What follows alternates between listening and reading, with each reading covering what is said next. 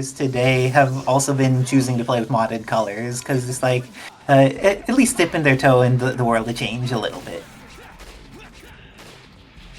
Okay, and with that, the Shadow Lady assist getting its first bit of value. Oh, accidental Tempest there by Priest, but then accidental Rocket Launcher by Tabs. Both of them wasted their meter, very challenging.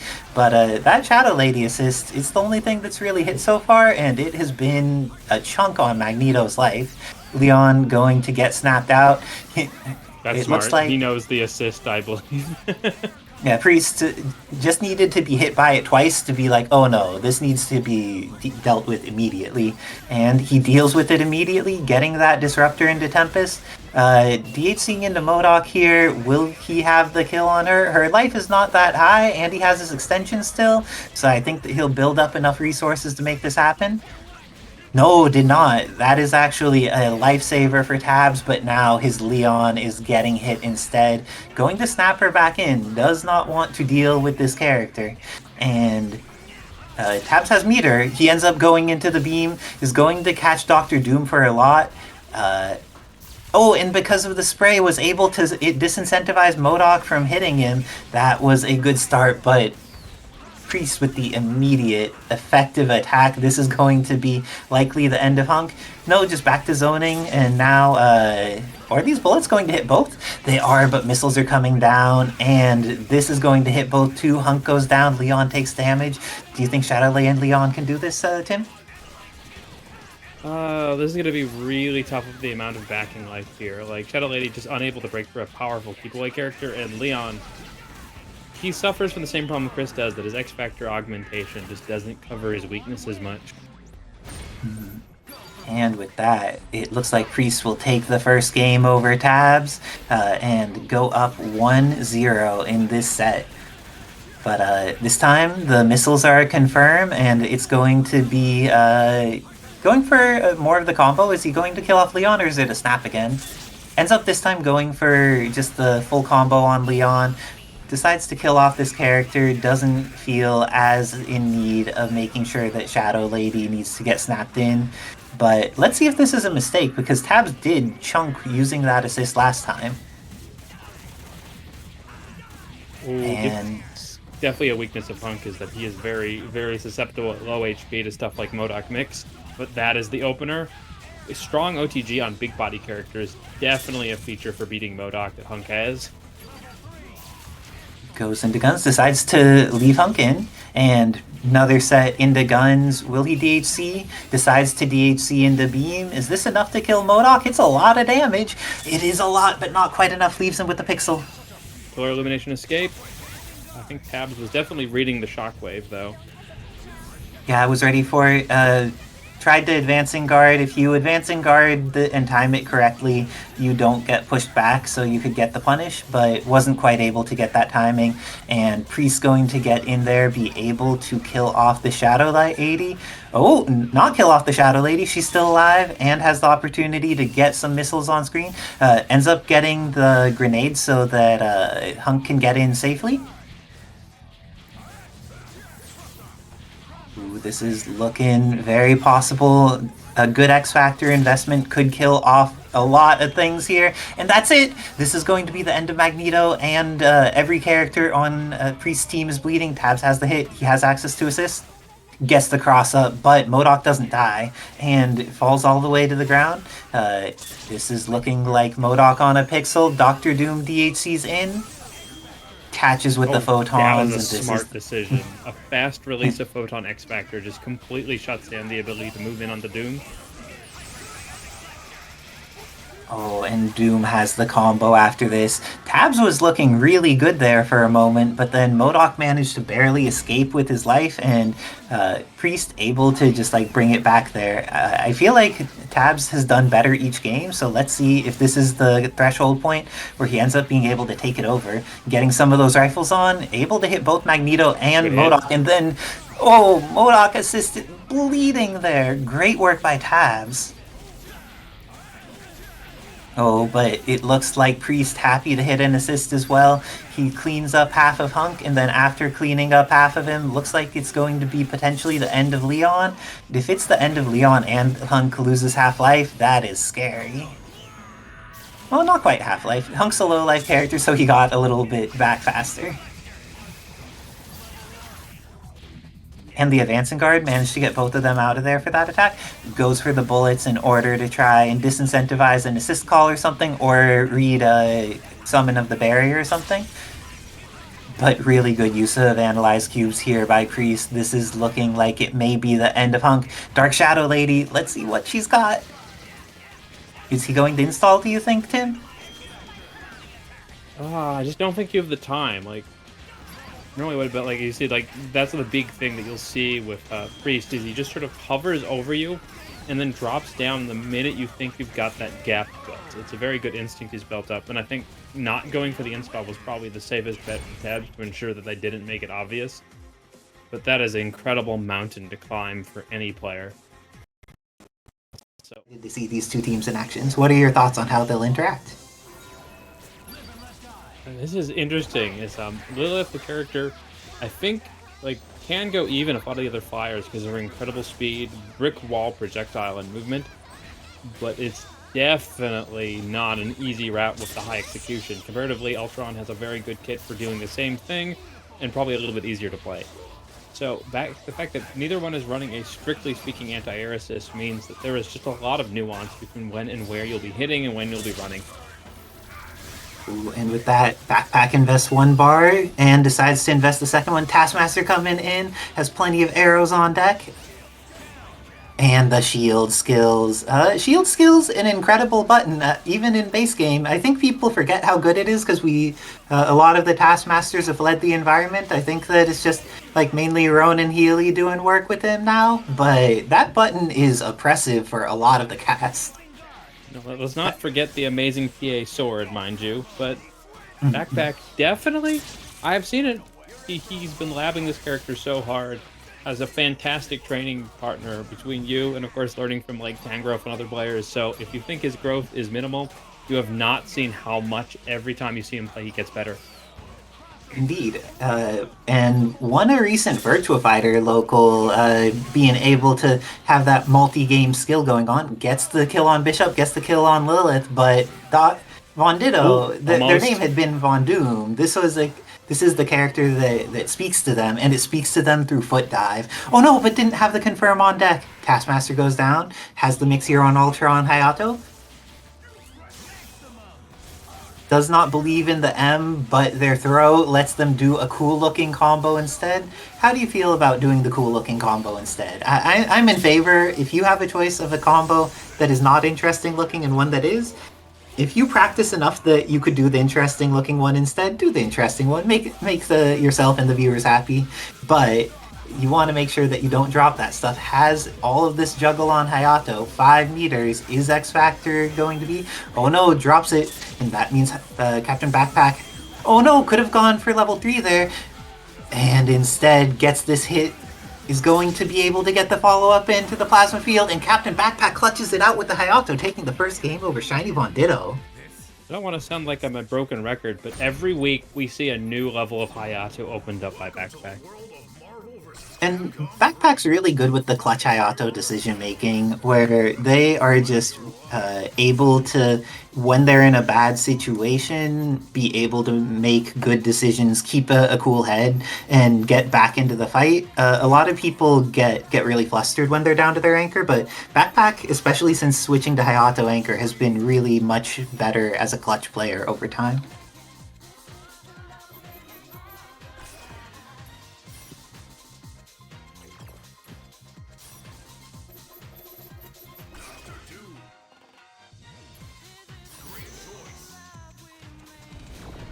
Okay, it looks like the Strange on point coming out instead for ShinyVonDitto, seeing how they can approach this.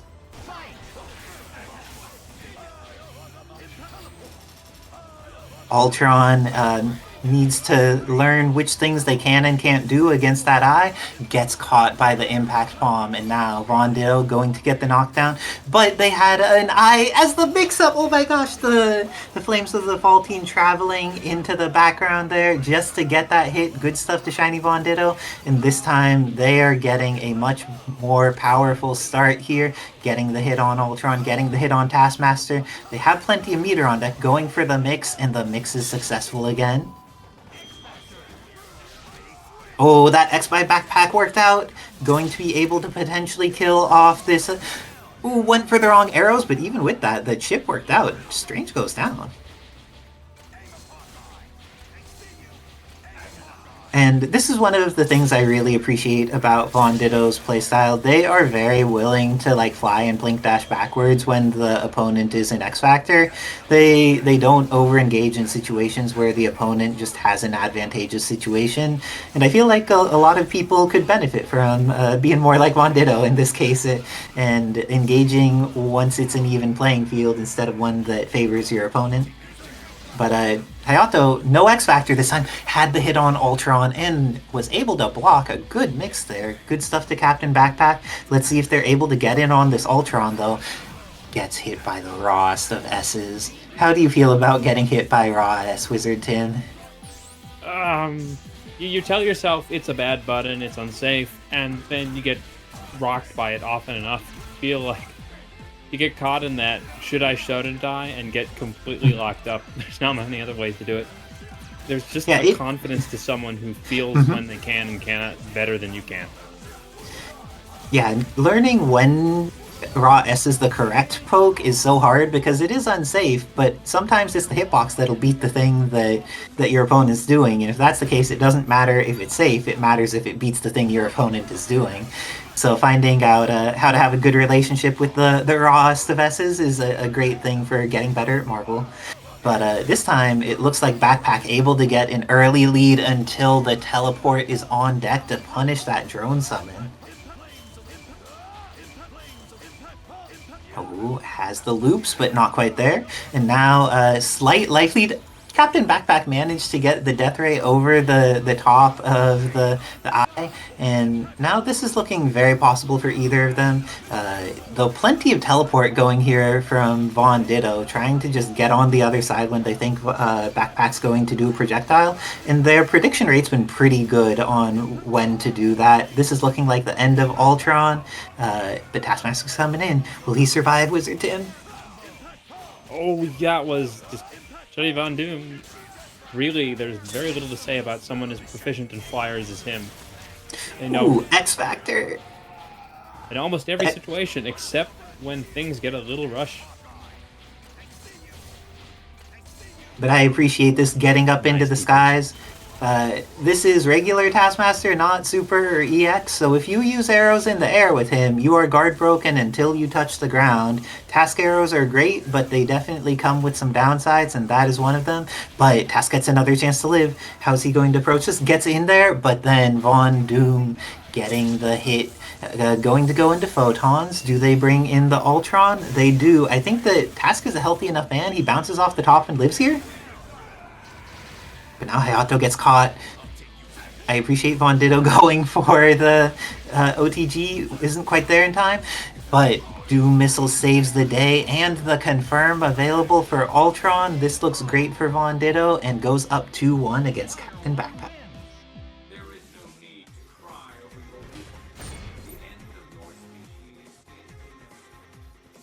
Okay, Backpak takes a moment to think about it. How do you feel about jumping right back in versus thinking about the things, Wizard Tim? Depends on the player. Some players, you are a powerhouse of momentum and just getting into the flow of your game. We call lost in the sauce. And yeah, you don't want to let your heat, your momentum, or your battle lust get too cool. While other tactician players, get that breath, drink a glass of water, take it out of yourself through a quick breathing or stretching exercise, and you may just find it's all you need to win an Evo. I feel like we can say this forever, but learning what kind of player you are will help you so far in the future. Just like the rest of life. Oh, and it was to Xeno, one of the amazing creators in the community, and someone who managed to place top 3 playing all random in the East Coast Palette Swap tournament last week, because he is just that godlike, along with being a great supporter of the community. Thank you both, Fetus and Xeno. But this time, CaptainBackpak has the pressure in the corner, doesn't quite get the confirm on Doctor Strange, and gets thrown themselves. No meter spent here by VonDitto. The Vault team's coming out, and gets eaten by the beams. So CaptainBackpak, pretty substantial life lead for the moment, and manages to get the kill on Doctor Strange, but we know ShinyVonDitto can do a lot of work with this Doctor Doom. Catches with photons, but is a little too far to get like a confirmation off of it. Taskmaster bleeding here. Oh, but the hit available from CaptainBackpak, and with that, going to have knockdown in the corner. And this takes down a decent chunk of Doctor Doom's life. Oh no! Went for a situation when they didn't have the double timing available. Because of that, Taskmaster loses all their red life. But is this enough to kill? And with that, CaptainBackpak ties it up 2-2 with the Taskmaster clutch throw, making it through. And then the hyper downwards arrows, enough to make it happen. Good stuff, Backpack, holding your own not just with the Hayato, but also with the Tat. GoldenNut, with all of their points added on, this is in all caps mode. Looks like a young legend may be in the all caps mode too. But ShinyVonDitto, happy to make some adjustments in their own team, bringing out their own Taskmaster. I'm curious to see the Taskmaster Ultron battle in this context because, oh, no, going to Trish. Different plan, different plan. We saw some good Trish last week with Hamon representing the character, but instead the Trish Ultron Doom, this seems like it could be quite scary. Characters with very good movement paired with Plasma Beam. How do you feel about this team composition?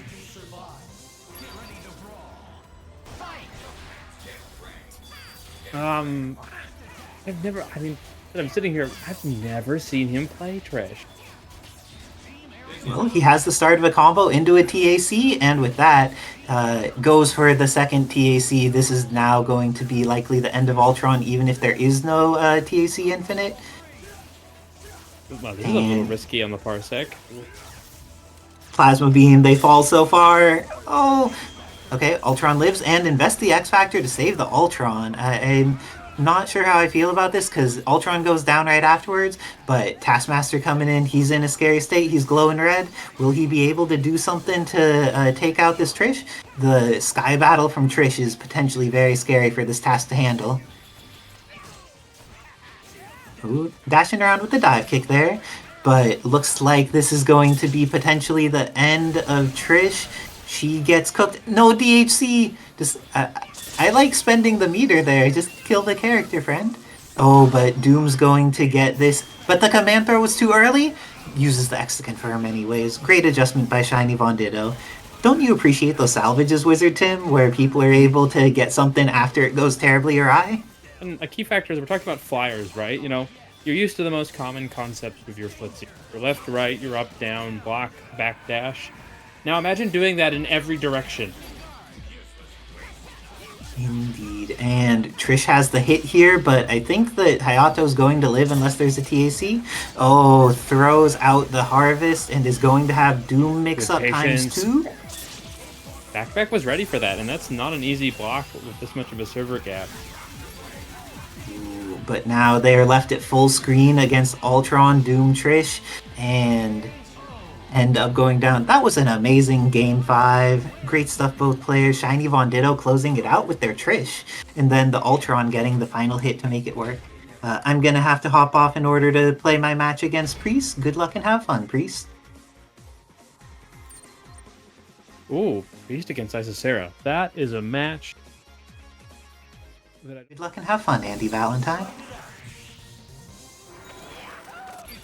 Fantastic. It has been a long time since we've seen a Venom, so coming out of Hamon, of all people. Are we sure these names are right?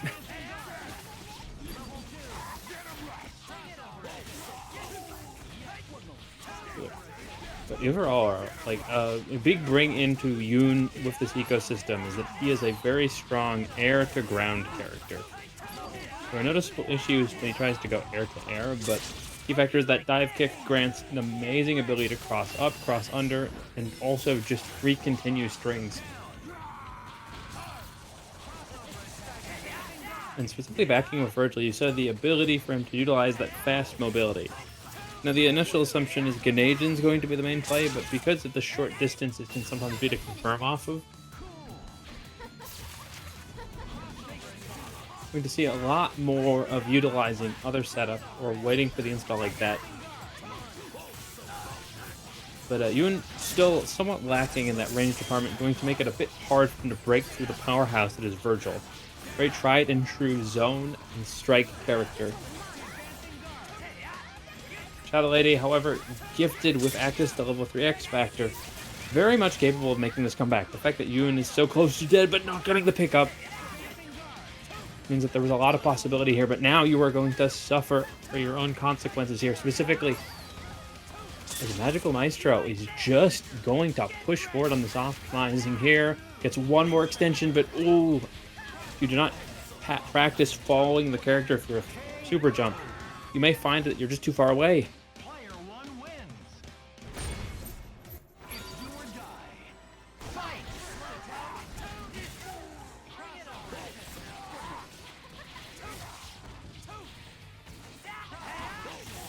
Yeah, Hamon's bringing back a Venom means that, like, this character tried and true usage of Venom Fang and other situational tools like that Zip means that he is looking to make some amount of these mix-ups off of that Shadow Lady option. But in the meantime, a fantastic fundamental limb-based character.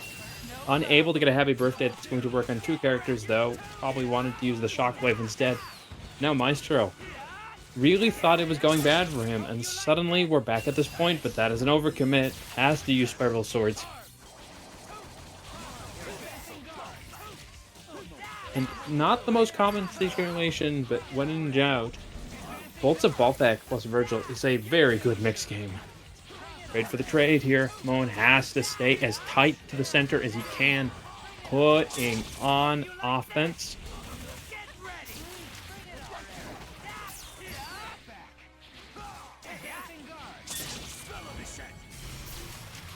Builds up. No, Hamon choosing to let that strange rock here. Going to partition the HP across his team and rely on that very healthy Shadow Lane in the back. Oh! A little bit of a heartbreaker. Another fail to get a kill here. Going to let Maestro keep it going, but keeps it tight. Back to the offense here. Now trapped down. Hamon just showing their incredible force of fundamentals. Able to the calm, but now Strange found his way out. Every little curse I give seems to empower Maestro, and now Hamon to his X Factor. Both characters unable to take a hit, and Maestro steals another. You can't let them keep getting away with this. What's the adjustment? Hamon able to bring out quite a few powerful characters, an amazing Trish player in his own right, very good Strider. And of course, Wolverine Laura, arguably the signature that he brought to the palette swap meta as a whole. Putting Wesker behind it, that does make it a lot easier to confirm. And then Bajra going to make that mix between both of these fast rush-in characters vicious. One might consider this Hamon really stepping up the gas here.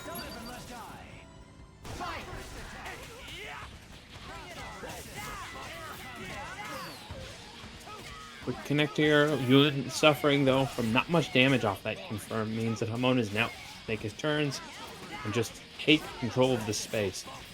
Threats of Talon, the threats of DP, goes for the drive rush there.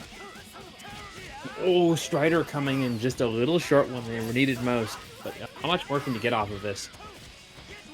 One more pickup, tries to go for the mix. Hamon ready. Lets it rip long. Both players expecting a DHC, so in the end there, Hamon actually just getting a good amount of damage for roughly nothing. Now Legacy Trigger up, gonna slowly get back some of the life they're losing into the dive drop. Takes us to the sky, takes us down, not ready. Gonna have 2 bars, but chooses not to take any more risks there. Just pulls back. And now that split up, not something Yoon very good at confirming off of. Rapid slash, a great assist, potentially not for this situation. Chooses to take off these glasses, going to lock him down. Oh, go for the assist. Recognizing that with access to Legion, they would actually be able mostly to put pressure on Yoon on the far side. However, this could be a mistake. If Maestro can confirm, but taking advantage of the inability here.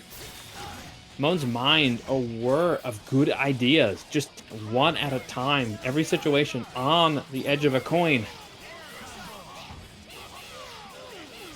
And it's incredible. He still has access to X Factor, so if Hamon wants to keep it easy, but instead chooses Team Hyper option. Oh, just goes for the reset. Trying to force cross. Is this going to work the way he wants? Great use of that reaction from Maestro. Knows his setups. Not much to complain about anybody here. It is down to an X Factor confrontation. Goes for the throw. Easy X for the pickup. And Hamon, do not count him out, River. Puts himself on the board.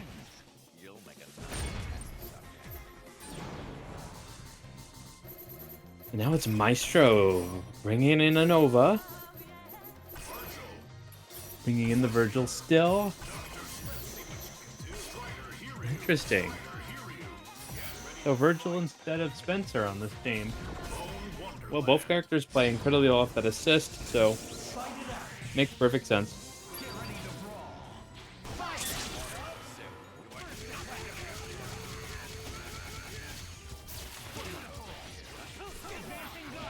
Now, Hamon, respect the situation a little bit more, as you have the very high threat of these high mobility, incredible counterattack options available to this team, and Balthak just so good at the cross-under situation. 2 easy confirm, say goodbye Laura, and then Spiral Swords to bring it home, but the gravity actually not favorable here. Legion, oh, this is not going to go. Force the X Factor, actually making the most of it. Hamon, it's again, everything on the edge of the knife. 1 coin flip away from death, but he keeps bringing it home. And suddenly, it is all shifting the other direction. Overcommit, read the spell. Good defense. Hamon doing the best he could, knowing exactly what was coming. Strange just planning through and leaves a gap. Hamon almost able to capitalize. Going to try and slow it down. Ooh, 7 rings not going to work. That is a physical hit. Legion. Oh, yep. That, unfortunately, as that super kind of sucky, very hard to get consistently. But, ooh. People say that Wesker assist has no use in neutral, as Hamon is just using it to terrorize the Strange.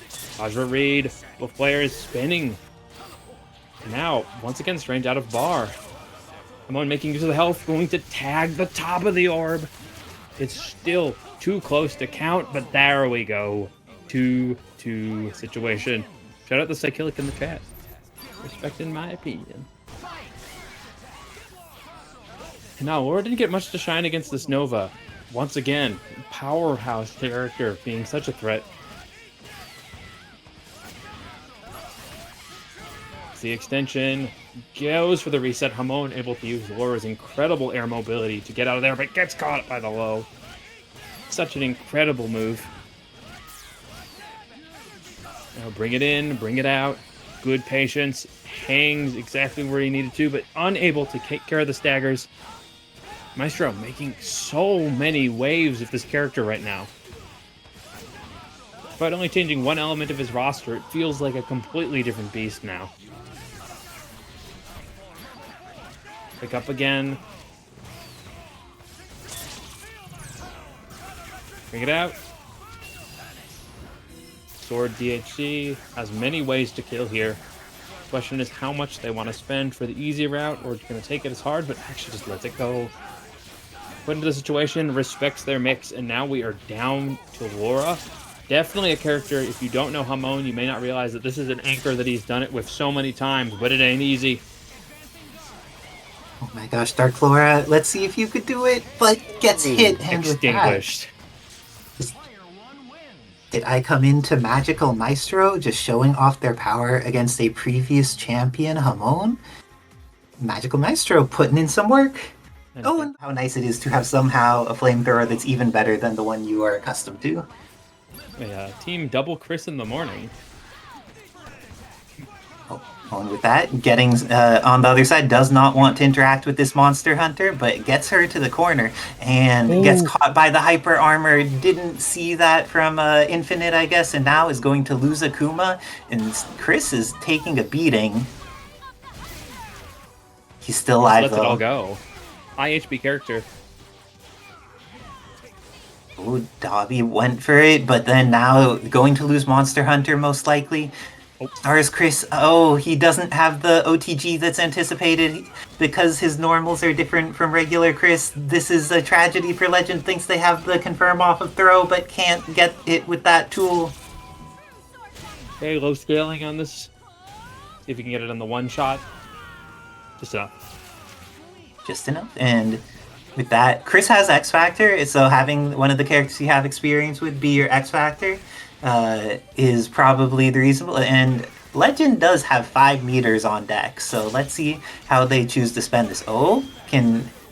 Decides to X the grenades coming down. The Cajun escape hits, but the grenade is better. And is this timed right? It is not. There's a chance for Chris to get in there. X Factor, and with that, Dobbilicious taking the first game over Living Legend. S.T.A.R.S Chris unfamiliarity visible there without the ability to get the crouching heavy OTG, but having some different routes may be necessary for Living Legend to use the character, but this time they may need to learn them quick because their Chris is getting hit by Monster Hunter, and this is a character that could do some serious damage. And this is also risky. As I said, we saw what happened to Monster Hunter if they go into Chris and they don't get the hit quickly.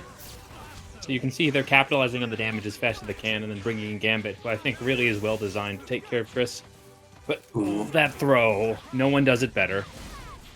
Great throw by Living Legend, but they are on top of playing against a format that is relatively new to them. They're also playing from across the country, so sometimes that high MS connection makes it harder to do some of those things. But oh no, Dobby, the one getting hit by the high MS there, unable to get their confirmation, and now both of them have gotten extra chances to live. But when the grenades go off, wow, this is a scrambly section. How do you feel about high scramble games, Wizard Tim? They test very different skills from some of the more on top of precise games. When it comes to dealing with latency, us Street Fighter 4 players know sometimes you just gotta go with the shortest connection that still works. And with that, Gambit is going to get hit by the shortest connection that works. The beam, full screen attack, goes into immediate demon, kills off the Monster Hunter. And now, Strider's coming in, but Dark Strider could make things happen only if he lives, and that's going to be Living Legend, tying the score up 1-1. And that was my assumption, at least a little bit. A lot of the tools Akuma possesses are so well equipped to deal with Monster Hunter. I feel like she's definitely struggling a little against some of these teams.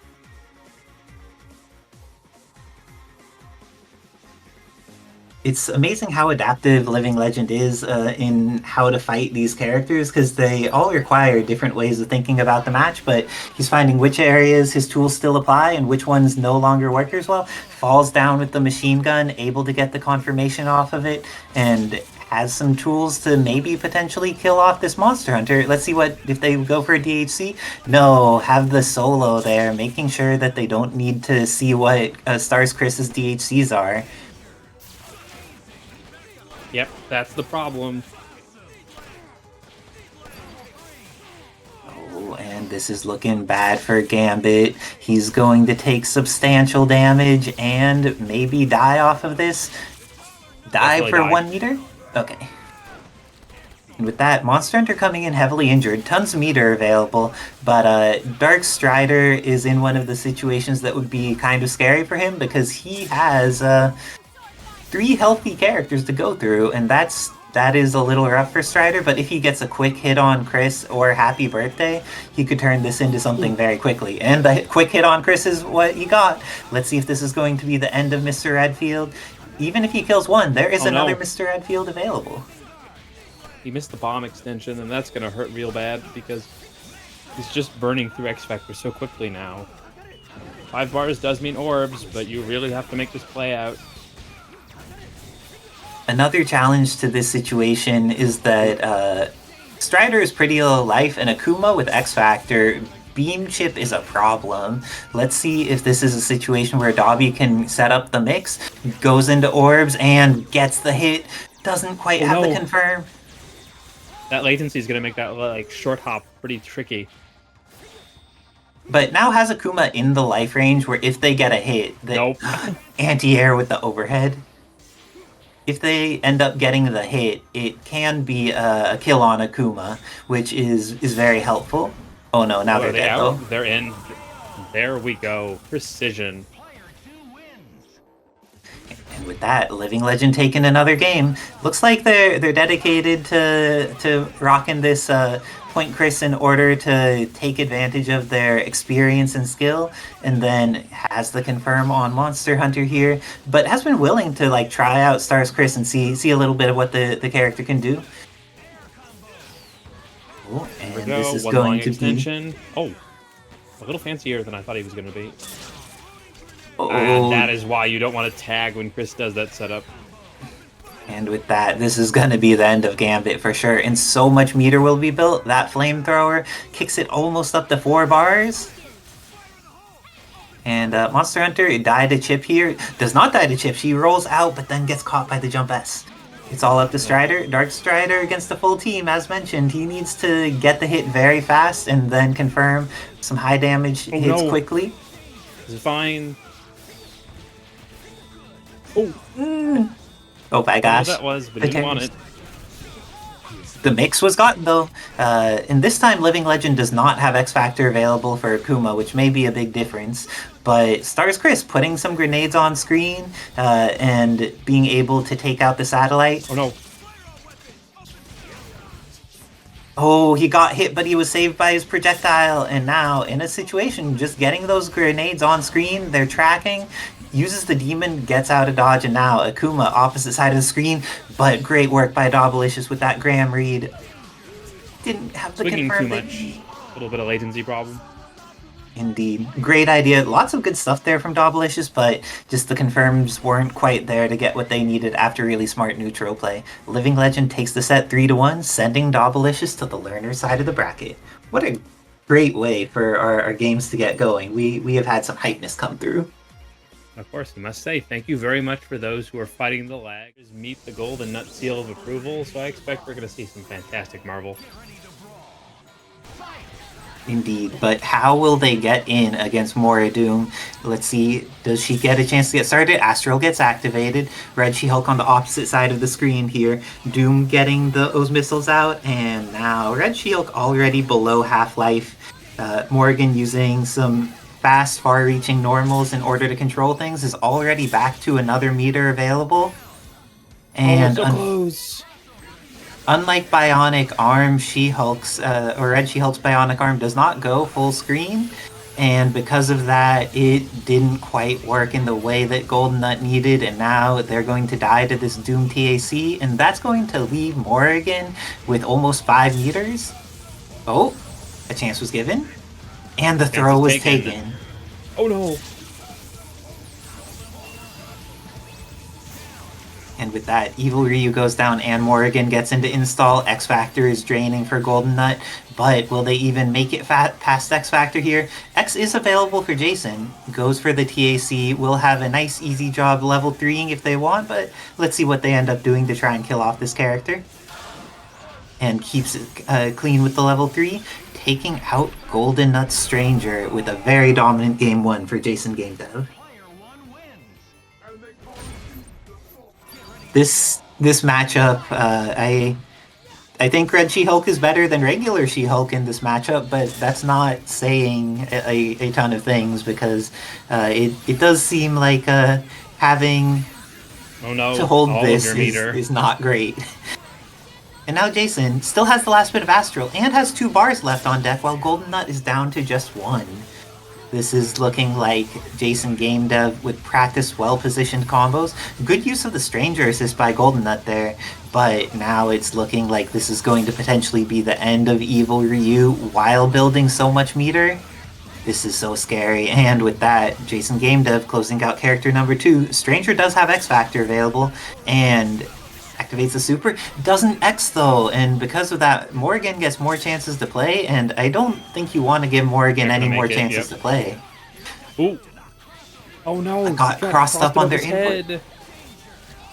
And with that, JasonGameDev will take number 2.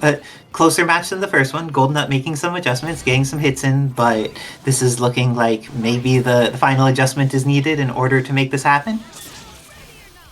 I'm gonna call it against the assist. That's gonna do a good hit. But now there's no meter in neutral to get around this Soul Fist. And when you don't have a tool to get around Astral, she's allowed to just be so much more belligerent with putting nonsense on screen. And when she's belligerent, she gets to build up a higher amount of meter for the block time. It is a tragedy when you run out of your defensive tools. And again, the assist got hit that time by the Soul Drain, and because of that, GoldenNut is down below a meter again, still can't threaten invulnerability. Evil Ryu.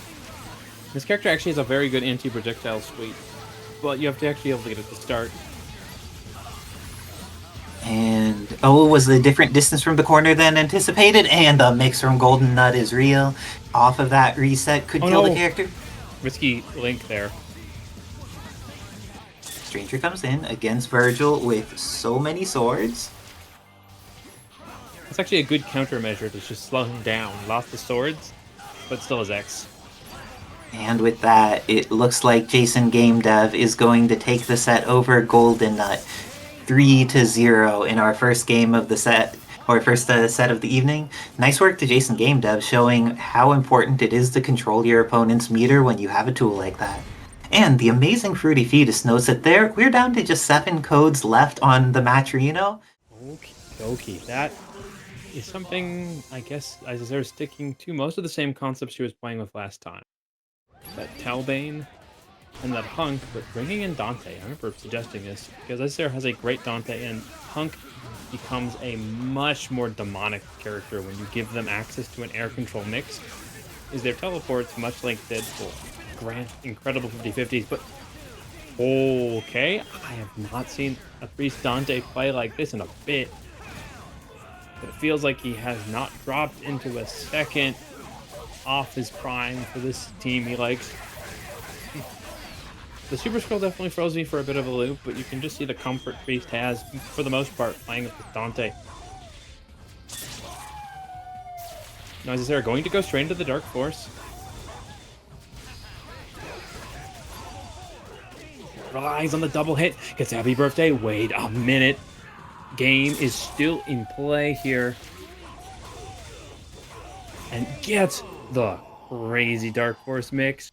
It's not only exclusive to Zero anymore. And wow, it looked like it was over. And suddenly we were back in it. Isicera, a patient fencer when it comes to combat.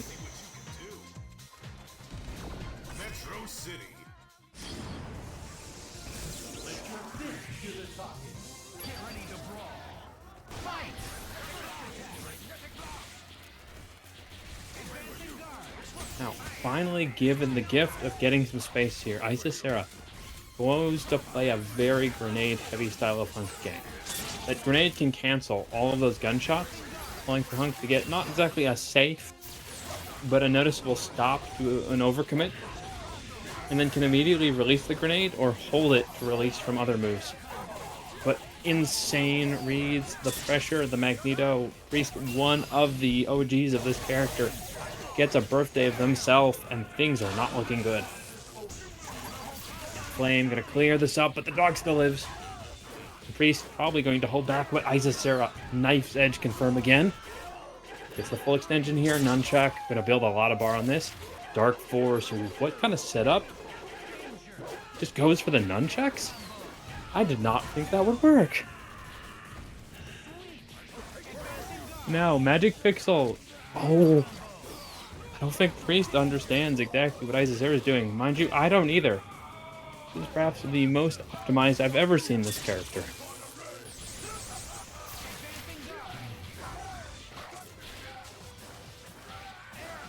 Now HUNK, back hitbox, forward hitbox, super, and clean up. Isicera playing a very different game after that birthday. 2 up.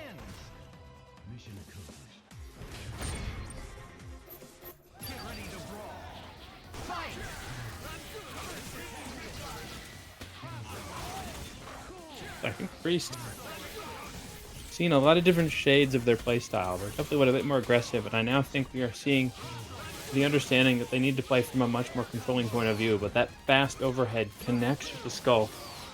Isicera, you can bet, it's going to spend the bar if they can to kill, has to keep it safe. Dark Force off the grenade shockwave and uses that bright light to create a pseudo-mix situation. Now, Priest always going to time out any install you bring out while we've got M.O.D.O.K. This character's powerful preferences for when and where they should commit and when they shouldn't.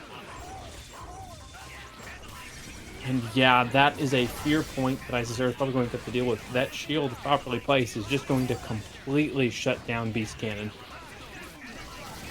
M.O.D.O.K, a character not always talked about for how incredibly good some of his matchups can be if you don't have the tools to break it. Now, just all of this offense, despite the differences in life, it feels like Priest has turned the control switch on, and now Isicera is going to be playing a lot of catch-up here.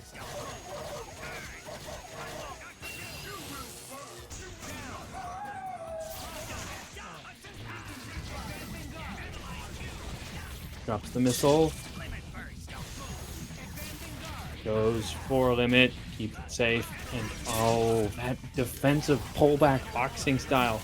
Isicera, good instinct, able to find that connection, break up the momentum here, and force an X-Factor out of Priest. Incredible overall analysis of situations here, but another turnaround. X-Factor M.O.D.O.K. When you get this corner, there is just so much to be afraid of. They're going to let that Dante X-Factor go. She is confident in this character, and there is a decent runway between the low health of these characters. But Priest, prepared and also proficient in dealing with X-Factor. Dante, able to slow it, pressure it, and just run away with this kind of pressure per meter.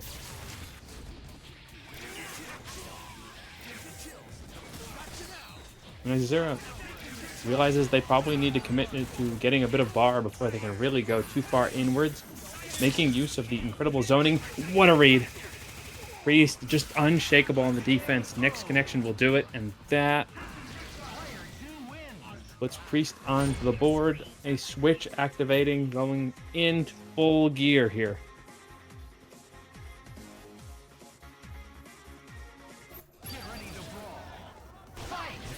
Specifically in Parsec, sometimes you really do need a round or two to download. But now we have shifted out of Park. We are into 6th, and it is a slobber fest between these two.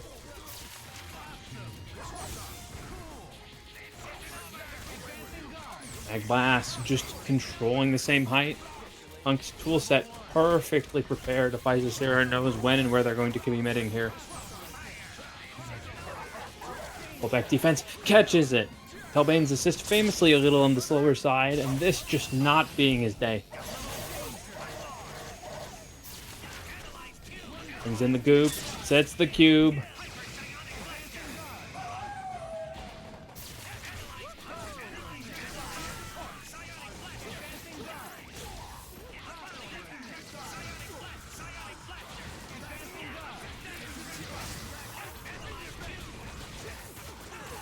Sets it again. Oh, times the fuzzy. Rings down into the X-Factor confirmed, and there is no need for a bar. It is death again. 2-2.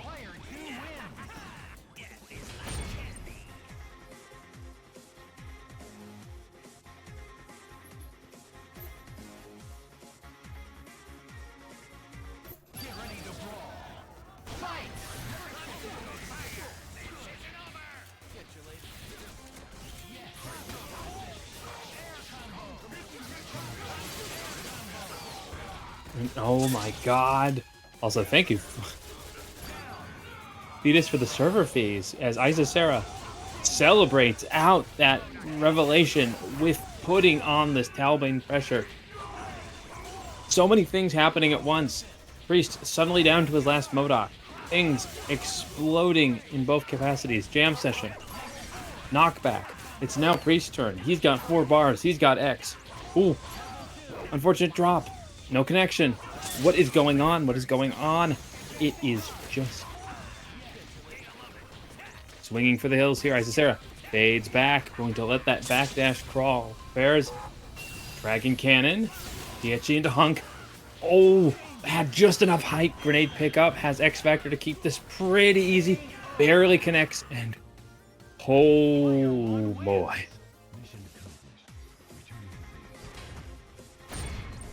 That confluxing hurricane of results going to put Isicera up, staying in winners and sending. Going in, we're going to see ShinyVonDitto putting out Dante to play against Xeno, running his favorite Orange Hulk team. The key factor here is VonDitto has definitely scaled this combo a bit. Goes for a Acid Rain reset into the snap. It's definitely a very interesting and somewhat loud way of playing Dante, but Von Doom is doing a fantastic job of just honing in on Xeno. Oh, and I love this double purple with the Dante and Doom and the Strider in the back. Did Orange Hulk start on Anchor, or was this a snap by ShinyVonDitto? Snap. Good decision. I definitely like killing that Vergil. You do not want to deal with Dark Vergil, but Xeno going to show why.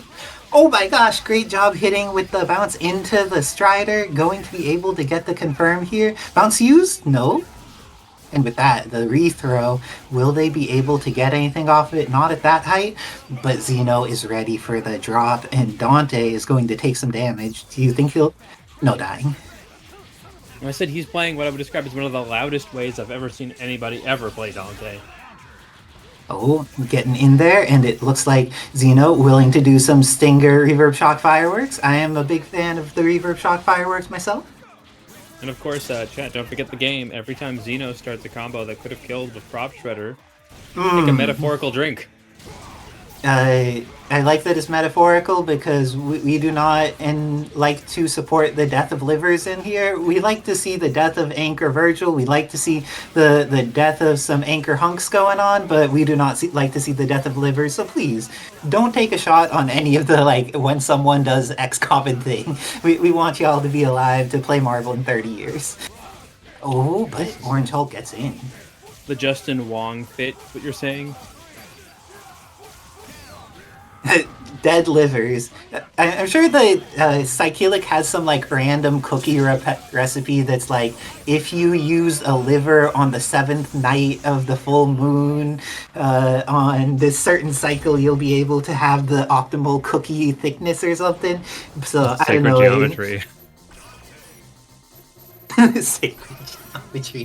There you go. Okay, so this time looks like the team adjustment is going to the base game stuff. Xeno wants to have that Deadpool instead of the Orange Hulk. This is a team he's rocked with for a very long time, and I think actually, back the way it is, it's probably a very good choice against a point Dante. Yeah, I think that Deadpool has some of those faster normals in close to deal with Dante, has some bullets to control from mid-screen, needs to respect some of his movement and teleport stuff, but like won't get the opportunity to see much Deadpool this time. Instead, we're going to have to see the Dante Vergil. But you said there had been a snack last time, and this time VonDitto decides to invest all of his meter in killing some Deadpool. How do you feel about this contrast in plans? I think this is in somewhat major way the fact that Xeno has changed his team this much. I think there's probably still a game plan to snap Vergil, but I think Deadpool Dante also is such a point threat, specifically if you're playing Dr. Doom Dante, that it might be the priority even with Vergil now. Okay, and has DHC into Spiral Swords. Decides to leave Dante in. I am curious at how this will work out. And also, I feel killing VonDitto's Doom is a pretty high importance thing, even though he has that Strider anchor in the back. It's one of the characters that he obviously has a decent amount of experience with. Oh, and goes into Devil Trigger, but doesn't have the confirm off of it. And because of that, extra chances to play for both of them. Going to get caught by the Vajra, and because of that, no meter build during the first part of this, but the rest of it will build that bar, and Vergil loves having bar. Get snapped, though. I love how Xeno was ready for the mix-up. Auto-correct Stinger into launcher. That is something that only Vergil can get away with. He's got some things going on in his life. Blessed character. Though, if you want to see some of that in modded, DMC1 Dante also has the blessed life of Stinger into launch. Oh, $1 million catches the assist here. That means that Dante is going to eat a chunk of damage. Is it enough to actually kill him? Not quite. That means that Xeno still has access to Jam Session assist, but also will only get X Factor 2 if they need to do it to save themselves. There's 26 seconds left on the Marvel clock. I think they could both be pretty patient right now. Oh, but now that Dante's dead, there's much less need for patience. VonDitto closes it out and kills off Vergil before he has the chance to X Factor, going up 2-0 against Xeno. There's still a chance, but I do wonder what... What's your wonder, Tim? Wonder if Xeno might rearrange his team slightly. Yeah, put Vergil in the middle and Dante on the back. That could be possible. Making adjustments, or just thinking about it, decides to just go back in, take a moment to think. With Deadpool, you want to be thinking about your decision making and not just autopilot, because you may get caught by some Dante, and instead the TAC is going to drop, which means that there is another chance, and gets caught by the foot dive. This is one of those matchups that Doom players often have a challenging time with, because Deadpool can just cover the angles he likes to photons from and the like. But this is going to be a chance, and VonDitto with the great heavy or hard kick is going to be able to mix Vergil. Got the mix, but didn't believe.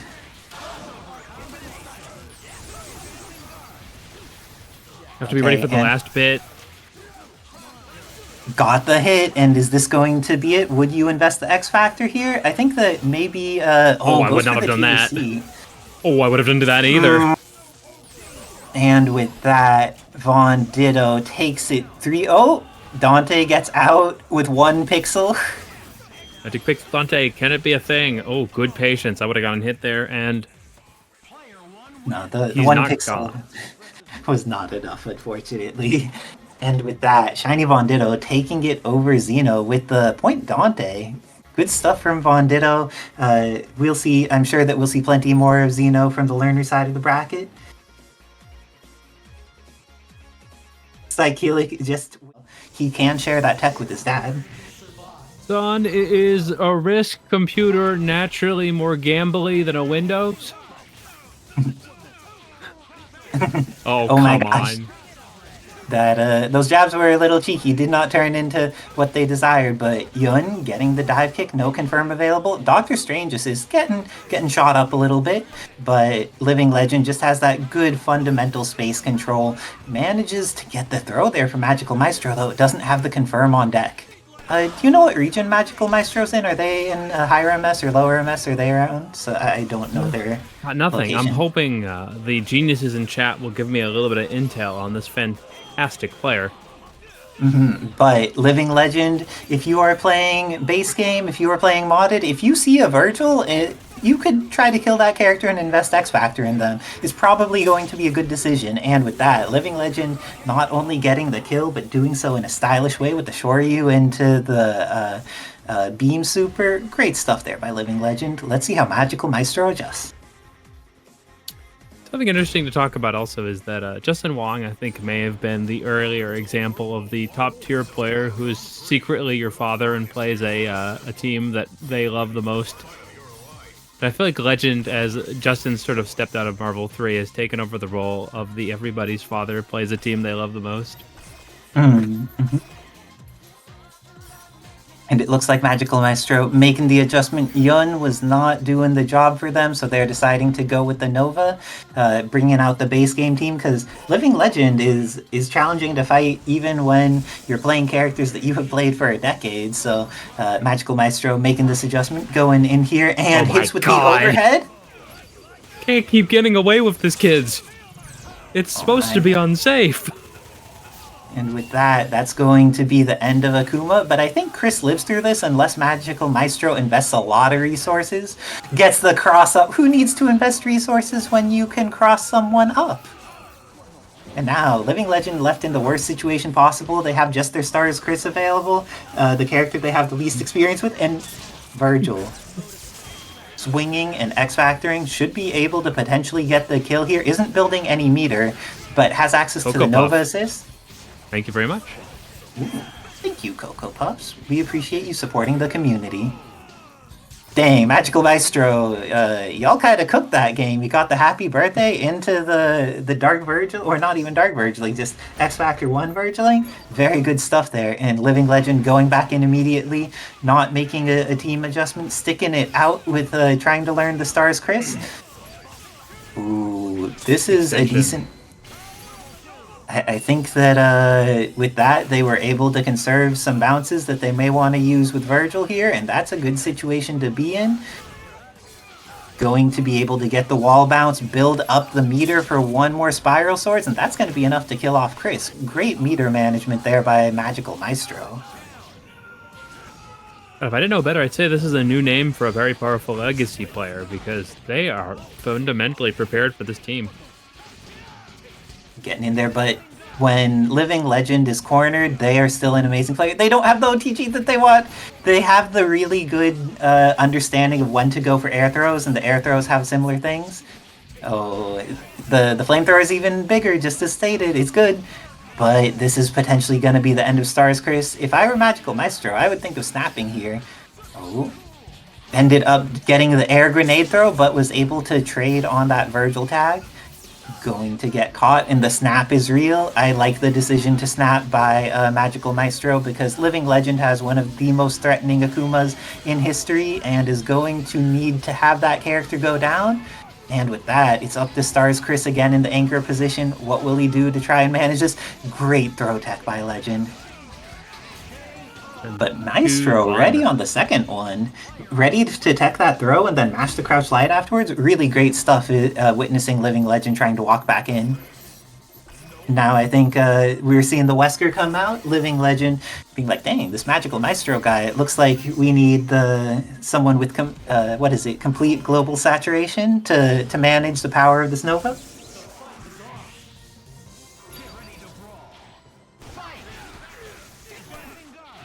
Okay, getting some magnums on screen, trying to get this started, and gets the grenade, and with that, going to have Nova be too high for the ideal confirm, and gets thrown out of the air normal. MagicalMistro has been playing some really good footsies this evening, and with that, has the confirm on Chris. Because of how this started, the damage scaling is jacked up, but...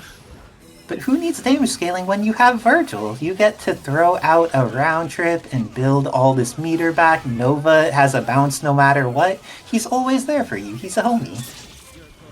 MagicalMistro. All that child support being spent on spinning swords instead. But, oh, that almost went bad. It did. Oh, and gets the hit here on Wesker. This is looking like it may not be going well for Living Legend. Gets the reset, but doesn't believe, and now Living Legend has the throw. This could be scary.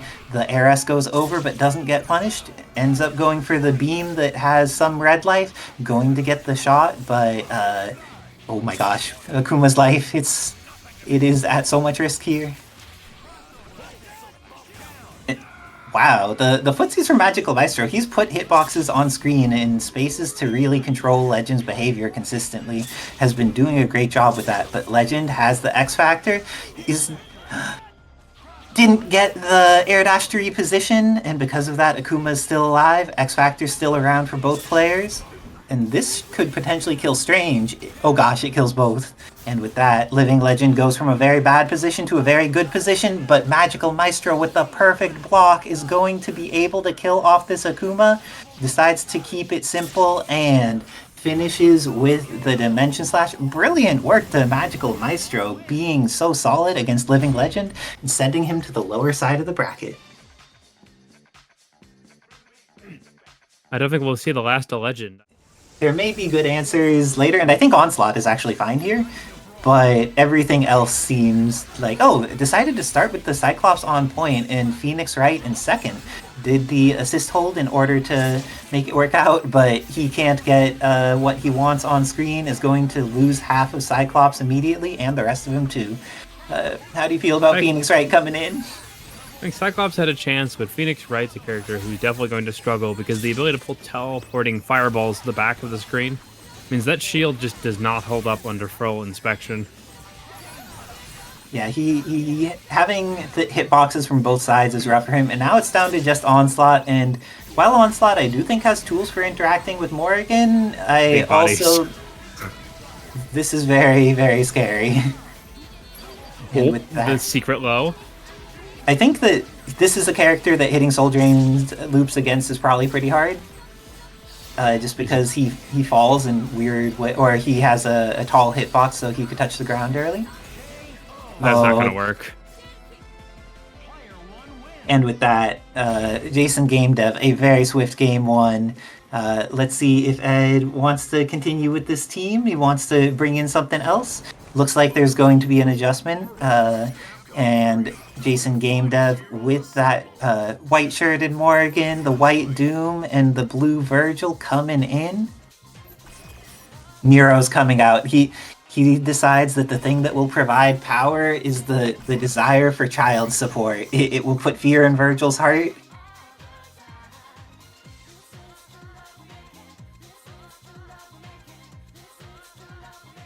But let's see.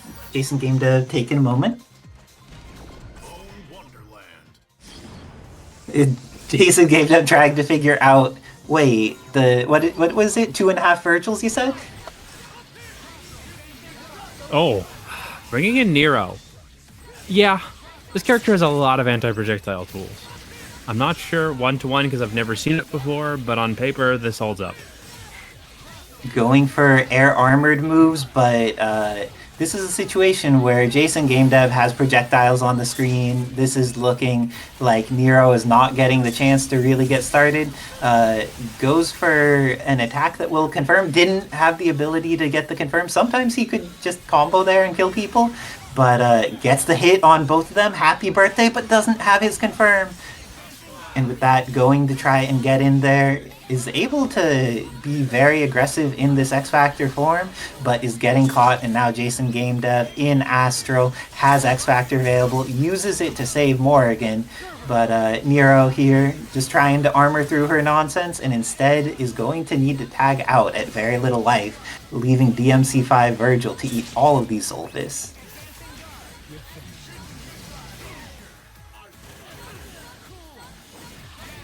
And with that, Vergil gets cooked. Nero's going to come in and needs to deal with Soul Fist. There's no longer Astral, which is pretty helpful, but and it looks like JasonGameDev has gotten substantially better at dealing with the dive from the heavens that is armored that Nero has, making sure to not end up in quite all of the bad situations where that could happen. Oh, and Doom gets cooked up a little bit, not enough, and Ed is out of meter and has no X-Factor. Ed gets the first kill. Doom loses the majority of his life. This is looking very possible. If he just gets the mix here on Doom, then it's a Vergil mirror with no X-Factor on either side. Favorable. Oh, that was no air throw. Oh, yeah, that was... definitely a very aggressive call for a teleport there. You saw Jason was just sort of miming the motions to position himself like that punish. And with that, JasonGameDev is going to clear out Edsadai's Vergil, going up 2-0 against Edsadai.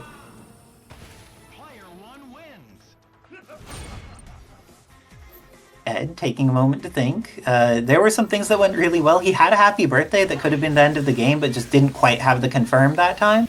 And now going for just more dive against this character, getting hits pretty consistently, doesn't quite have the confirms on deck quite yet, but is getting these hits in important times. Didn't manage to hit Doom there, and because of that, couldn't go to chain into their other normals. And now JasonGameDev going to be able to EAC down, gets an entire bar, and gets the TAC infinite. This is looking rough. I mean, I guess it's a close enough server, but I feel like JasonGameDev, even for Parsec, is playing incredibly clean right now. He's definitely doing some good work. Oh, that hurts. And you get the soul drain afterwards. Yeah, this is the forbidden Twitter tech. Avert your eyes, children. Ooh, and DMC5 Vergil taking damage, but that's the hit here for Ed.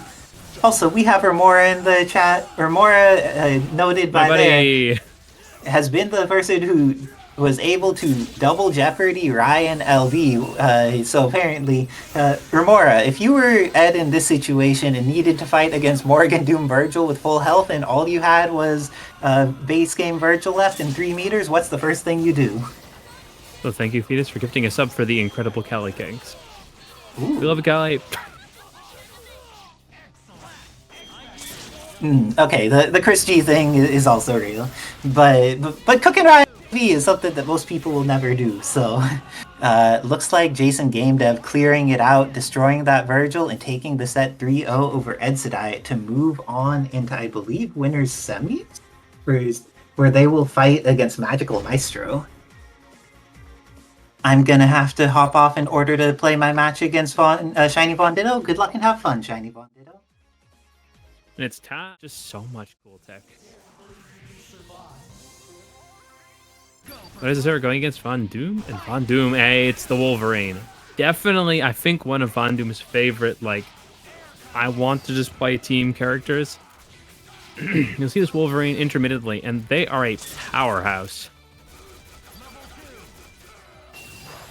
Isicera going directly for the kill, has the adjustment here, but oh yeah, that tiny Wolverine body can be a huge problem, and you can see Von Doom in the mood to just take back the offense the minute they get an opportunity.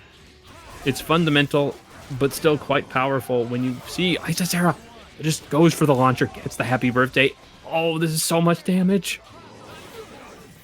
And just, we saw last week, Isicera was doing a pretty good job of Talbain, but now the weapon has been found. The keys to the atomic bomb are loose, and it is just a different force of nature.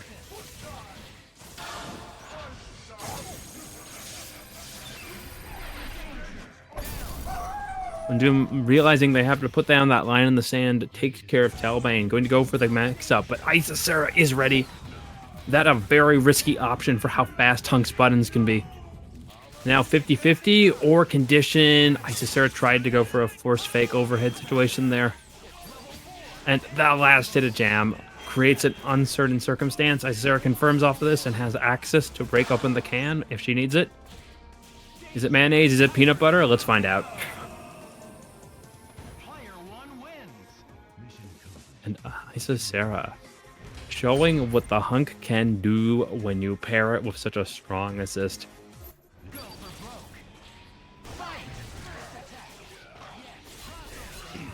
Now, yeah, goes for the Bolt True. Von Doom confident now that they need to stay on top of this HUNK, but Isicera getting the perfect height for the rejump gun jugs. You can also do multiple medium heavies, depending on the height, if that's just a little too low for those gunshots. But the earlier hits, if you fall with momentum, allow you to keep doing that. This is something unique. Definitely scaled the damage a lot, but so perfectly prepared to go into a jam section mix. Dive kick, pick up off of gun.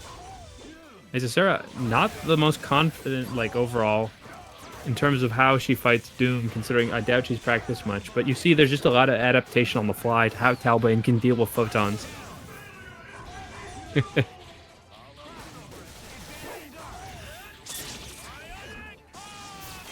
Great defense here. Isicera knows the fade back is a strong choice against the Spencer play.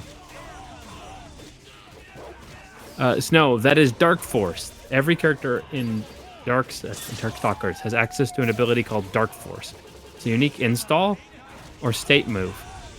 In this case, Talbain is the original proprietor of the double up option like that. Kitty Helper is also a Dark Force. Astral Vision is also a Dark Force.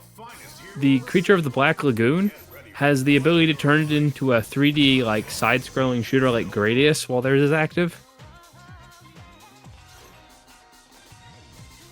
And some of the other ones are even just weirder.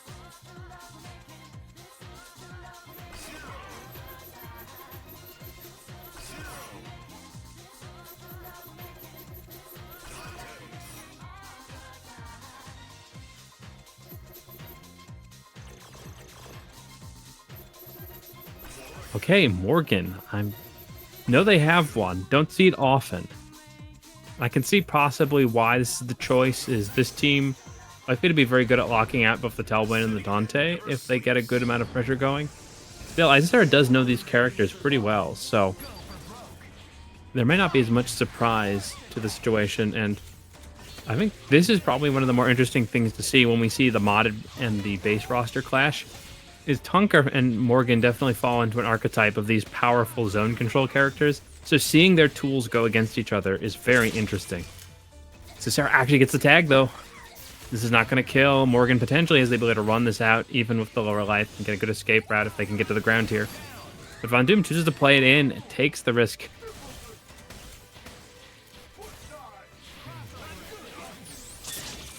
Yeah, Isicera feels no need to commit to anything else.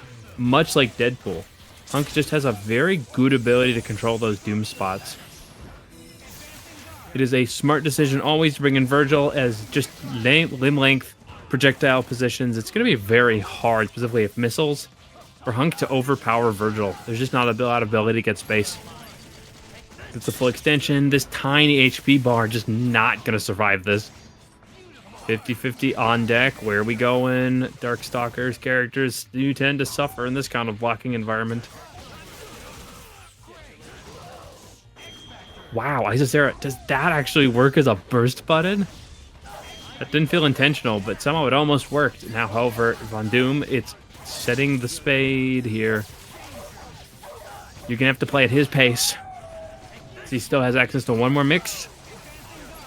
And Dante better be blocking both sides. Good pickup here. Finds just enough time. Gonna get this damage.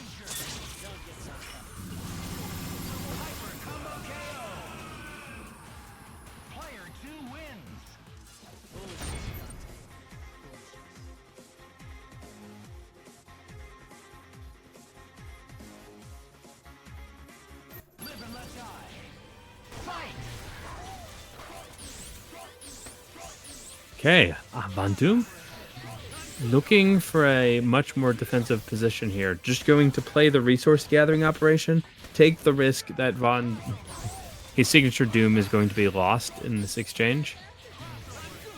And I think it's very much a double down on the Morrigan play. Going to utilize this, gets a consistent astral setup, and now with this much real estate, HUNK's low life bar may be his undoing. You can see why this choice faction was made, is it's just minimizing how much Isicera can meddle in the gameplay here. Those gunshots just not able to keep up with the durability. Okay, looks for the escape here. Gets a good amount of chip and gets Dark Forest going to run out real quickly, and this incredible escape power of Morrigan just not able to... Now, in between these two tools, I feel like Morrigan does have the advantage. This very compacted hitbox. Particularly good at avoiding the hits required for that connection, but Beast Cannon still finds the special hit they need. Down to the descent, and finish her off. Okay, Isicera playing out of a bad situation again. Goes for the great pressure there, but oof. VonDoom, his confidence, realizing he just had the ability to hold that high ground and punish when the time was right.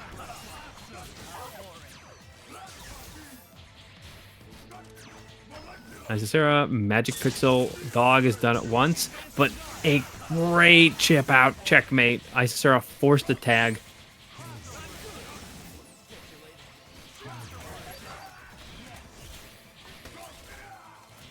And just going to play it out with the hunk. Oh, do they have something prepared for this? Able to block. Isicera.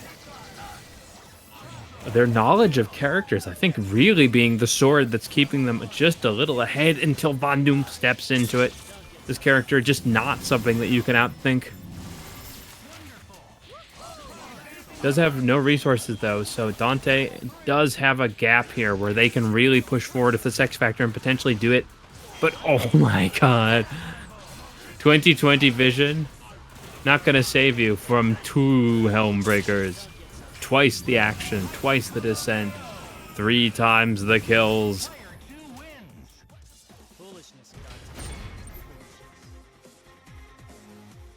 This means we are looking at a situation of 2-2 from both players. Ooh, good block. Isicera going for the rush jump mix-up there. Hunk can at any point cancel his gunshots into a rising mini jump like that. A little KOF hop. Definitely, with the lower hit stun moves, can lead to unexpected things, as you expect much harder block strings from him. Good low scaling means that did a lot. Isicera going to set up the space and had to keep that as tight as possible. There was no room for anything.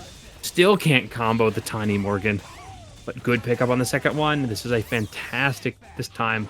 Chooses the snap. Realizes they'd probably still fight this than the Vergil. And reads the Helmbreaker punish. Noticing the point of panic here. One more. And hopefully super kills.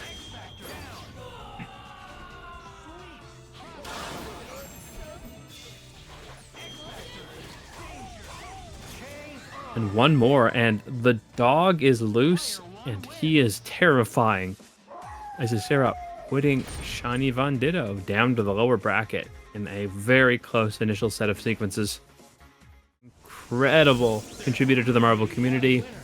Helps so much with the various online events. And a big helper for the Japanese scene of Zula.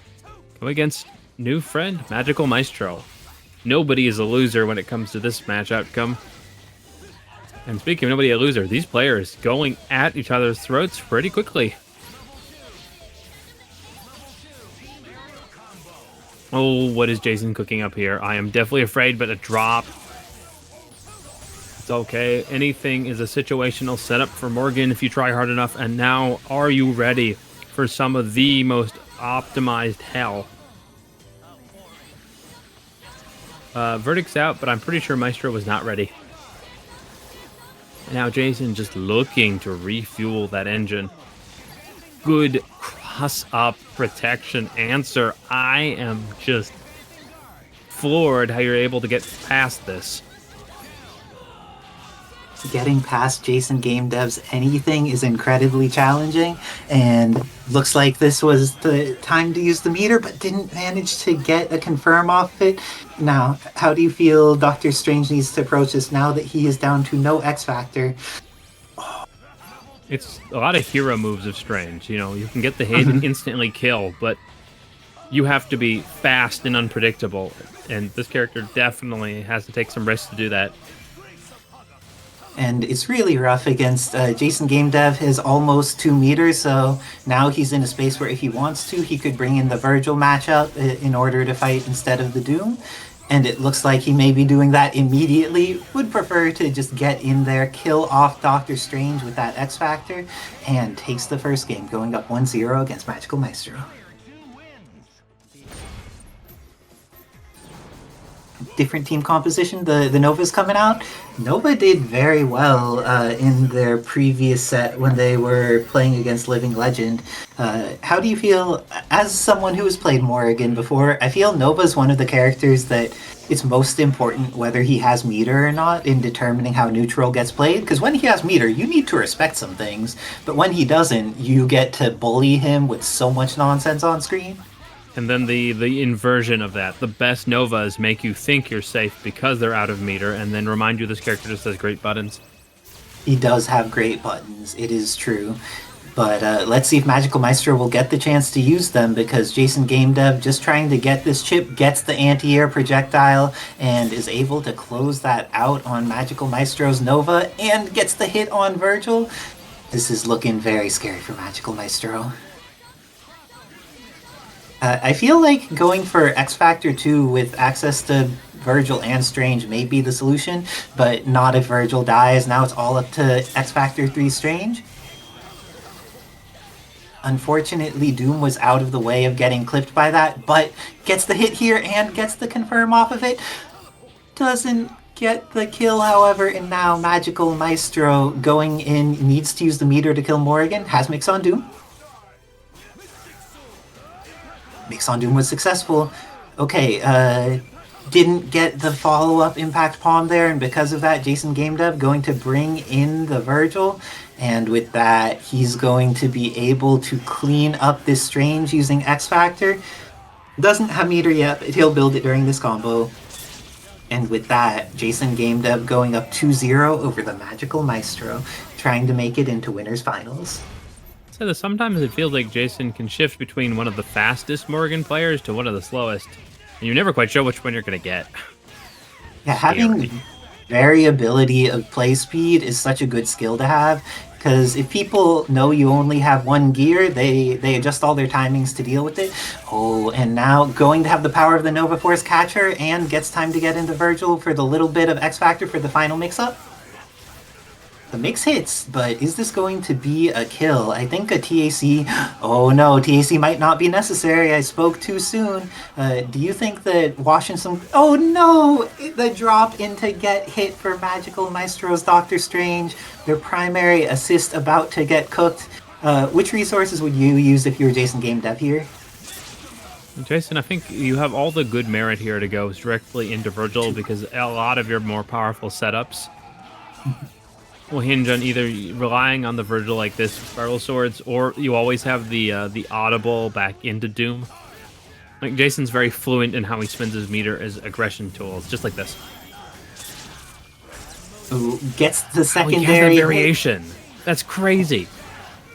And with that, Nova goes down. Vergil isn't Devil Trigger, so he has an air dash and a double jump to try and deal with some of this mix-on incoming. Good blocking for so long by MagicalMistro, but that last crouch light by JasonGameDev, just too strong, too fast. And with that, he moves on to winners finals, sending MagicalMistro into the lower side of the bracket.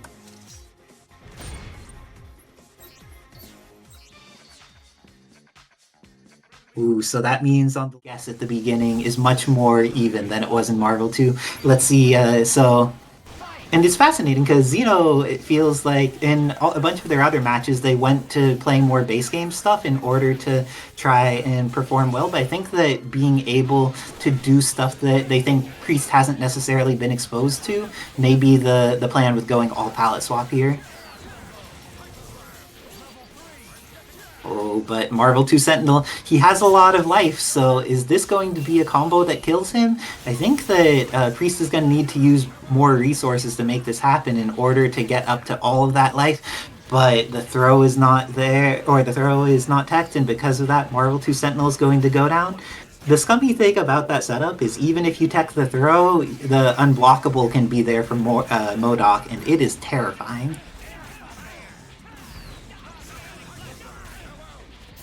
Oh, does he get these variations? I feel like I would look at this character and spend another 30 years not figuring out any of these things. And good stuff to Priest, recognizing that while there's an invulnerable move coming at him, he has one of his own, able to clear out this red She-Hulk, leaving Xeno with the Anchor Leon. And we know that Anchor Red She-Hulk is what he's known for. Let's see if the Leon can make something happen here.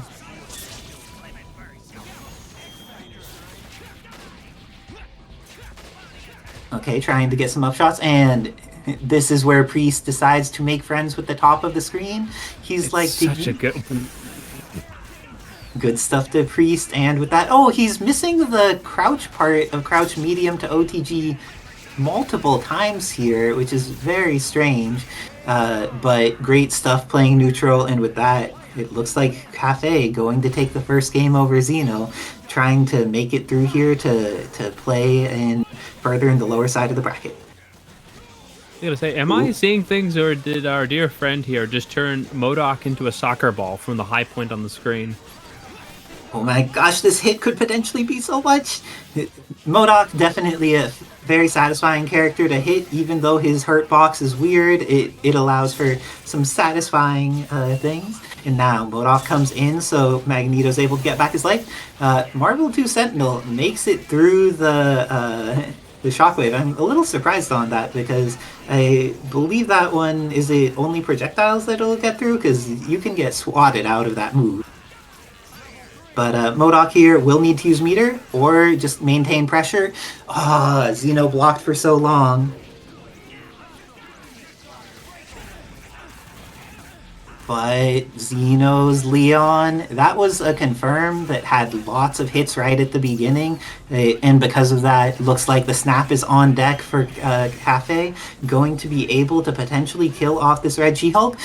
Did not. And now Xeno is a little bit more ready to avoid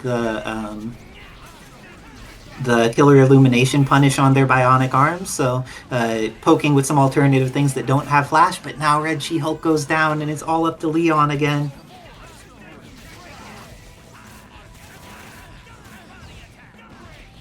Yeah, I feel M.O.D.O.K is a character that, along with messing up most characters in base game, he messes up so many of the modded cast. Where it's like, oh yeah, your way of like potentially getting around is you have an invulnerable move that you could at least make them guess with a hard read. And M.O.D.O.K's like, oh, I can punish that on reaction consistently. So it just seems like a rough life for Red She-Hulk. And now Xeno is left full screen with no X Factor, trying to just use the gun into the rifle to keep M.O.D.O.K locked down, getting some hits in. Dr. Doom now bleeding. It went from very hard for Xeno to win for very possible. He has a pixel. Is he able to get the confirm? No, and with that, Priest was bleeding that time, but he was able to close it out. Yeah, any character that is tall and cannot duck under the things that most characters can duck under just have, like, profound challenges in some situations. Oh no, Xeno, what are you doing? You already have mod on Kevin. You can't get some quintuple mod by going for the level 3. Chat, please pray for Xeno. He needs to make some decisions here, but he wants to win the tournament by landing a level 3 on Priest. It won't actually win him like in the placings or any of that, but it will win in the hearts of all viewers. So let's see if he gets the chance to do it. Priest is making sure he gets to that Nemesis real quick by killing off this Wesker immediately, though.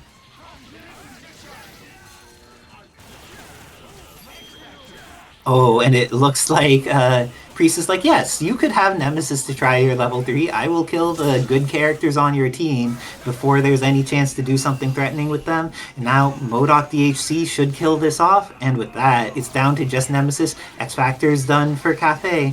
The throw tech was on deck. What did they do to try and handle this? That's not going to confirm, but it is a mix-up, and there's the opportunity to confirm with the missiles. Great stuff by Cafe there. And is this enough to kill? M.O.D.O.K does do pretty high damage. Nemesis fells weirdly, so, I mean, I think Priest just realized that was looking to happen and forced a mix with the understanding that the kill may not occur, but still got it. And with that, Xeno, you do know that this person plays in SoCal. They're one of the few people that doesn't have no Nemesis experience. But that is Priest taking it 3-0 over Xeno, moving on in the lower side of the bracket, eliminating the amazing Xeno from the tournament. Good stuff to Xeno in very curious how well Ed will respect Magnum and Incendiary Grenade, because Magnum beats a lot of the things that his characters like to do. And looks like going to get some angles to try and start putting hitboxes on screen where they could impact Living Legend. Has the hit, gets the air dash cancel, but is too far away from the knockdown because Chris is not cornered there. Is the beam fast enough? The beam is not fast enough, and because of that, Saki's getting caught. It looks like the attack didn't quite come out there. Magnum almost confirms her. None of this quite working out. Going to put the beam on the screen, and that catches Chris while he's falling.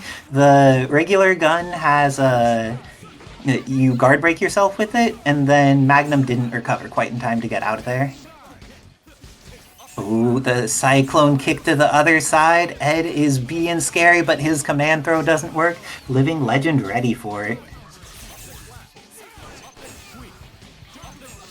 But S.T.A.R.S, character that he doesn't necessarily have as much experience with, went for the shotgun with the Akuma. Very good idea for being able to try and pick up. And now Ed has the confirm on S.T.A.R.S. Even though he's killing here, if I were Ed, I would snap, because Akuma is so terrifying, and S.T.A.R.S is... Oh, no, he just believed in his mix-up. How do you feel about believing in your mix-up and killing the character? Oh no, the killing of the character part's very important in that. I definitely think there is a place in Marvel for incredibly resource-inefficient mix-ups if they happen to be the only one you can pull off, and probably have a high chance of killing if somehow you make it work. The question is, how often can you go for something like this?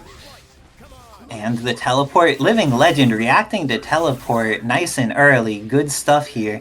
Let's see how they approach this Onslaught. Get hit by the second teleport, and it looks like S.T.A.R.S takes the first game against Living Legend. The Onslaught clutching it out against the Akuma. Like a heat-seeking reminder that you are autopiloting too much there. Still, like I said, you are heavily dependent on those grenades, at least initially of Saki, because of how tight she can get in the corner. And also, just you want space to set up those charged balls. Ooh, and this is going to be the end of Saki. Last time she was able to do a number on Chris. Let's see how the Cyclops Onslaught shell. If you come down with a button and there's no meaty on deck, you will do something good. Chris taking a lot of damage here. Beam isn't quite going to kill because he's a healthy man. Does he tag out? He tags into his S.T.A.R.S variant instead.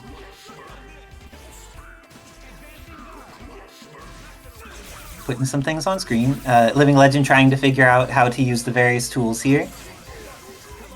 And the Tatsu assist is going to... Oh, the second shotgun hit so far was able to get the hit on Onslaught, going to get the tracking grenades, and because of that, actually had the chance of picking up Onslaught there. Ooh, he's starting to get some of these things where they're getting hits with the tools from S.T.A.R.S Chris. Let's see if they're able to adjust off of them. But now Standard Chris comes in. Standard Chris may die. Let's see if this is going to be the end for him. Just goes into Shockwave, and is able to clear it out. Akuma gets hit by the mix. I would have been hit by that mix too. This is looking like S.T.A.R.S going up 2-0 over Living Legend. It looks like S.T.A.R.S looking pretty scary instantaneously, and Living Legend needing to make those adjustments, bringing in the Wesker. And Wesker probably much better against Saki with how her tools work, but honestly, the Cyclops Onslaught takes adjusting to. What do you think Legend needs to do in order to be more prepared to fight Onslaught? It definitely is not a team change. I just think, I mean, Legend probably may even rely on like prone shot landmine in some of the situations he uses for Magneto players, but oh man, I cannot believe Ed just pulled that all around the chart.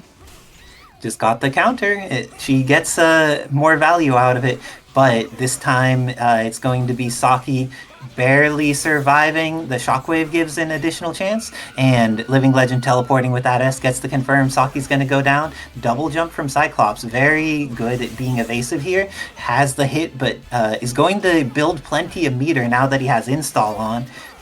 His air buttons are working. Careful. That cross-up was very risky for you to not just block. Oh, good falling button by Ed, but they're going to lose their Cyclops, and now it's all up to Onslaught. Thank you, Fetus, for gifting a subscription to Reikuyen. It's appreciated. Oh, Onslaught hitbox. That crossed the other direction? Around. Okay, yeah, it has different properties on hit. Oh no, did Ed disconnect? What happened there? He stood afterwards. Ed? No, it's actually a change with the most recent iteration of Onslaught. He got behaviors on hit for how things happen that change his behavior, so it must have an autocorrect frame on there now. So if you start connecting with it, it'll turn it around. Oh no. We're not sure if this is a parsec issue or this just happens to be an actual oversight, but he couldn't move after that. Yeah, I assume it's a parsec thing. It was very clear that he got locked out of behavior.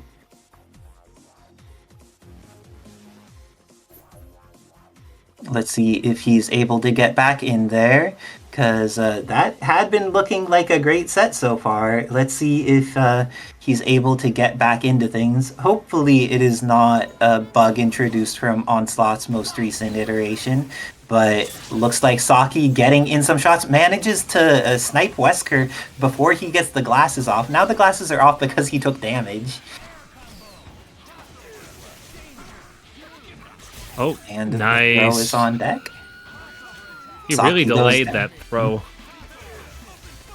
And it seems like this time the Magnums are on deck to deal with Cyclops. Good use of the prone stance, but Ed's ready for it. Can aim down. He doesn't have a single direction. The command throw ends up whiffing, but now is in a situation where he could potentially... Oh, that's not the thing that'll kill off Chris. This character has a lot of life. But the chip is real. God, I'm not sure if that was cross-up or not, but I don't think I would have blocked it regardless of which one it was. That was something good from Ed to make the sides very generic. Oh, and X-Factor on deck. Cyclops manages to get out for a moment, but gets clipped by the Tatsu. Living Legend at advantage. Goes for the counter. And then Command throws the counter. This is going to be the end of Onslaught, and with that, Living Legend ties it up 2-2.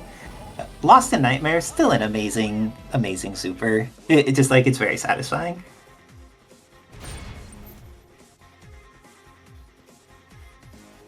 Okay, and then moment to think on Living Legend's side. Last time Saki was able to get a decent amount of resources out of Legend's Wesker. This time, the Phantom Dance just hits. And the Tatsu does as well. What mix are they going to go for? The pressure that they've been getting has been so solid. Akuma here eating a decent amount of life. This does not frame trap properly, and because of that, Wesker gets a chance to try and do something. The frame trap again. Just put some guns on deck. Went for the command throw, and it did not work. And because of that, this is going to be the end of Wesker. Just for consistency, really wants to make sure they get the kill. Yeah, kill this character. Agreed. Cyclops also builds bar really well, so I don't think you have to concern yourself too much with that risk. Oh, and because he ate the shot from Chris, Saki was able to shoot, but now, with Cyclops dead, I have confidence that Living Legends will be able to kill off this Saki, but we've seen Onslaught do some work. Will this be what keeps Ed in the match? Oh my gosh. Had to use the X, not able to break through. Legend, the best throw sequence masher you have ever seen. Okay, and this character has a lot of life. Is this actually the path that's going to work against them? I think he may be high up in the air. Just for clock stall, I think.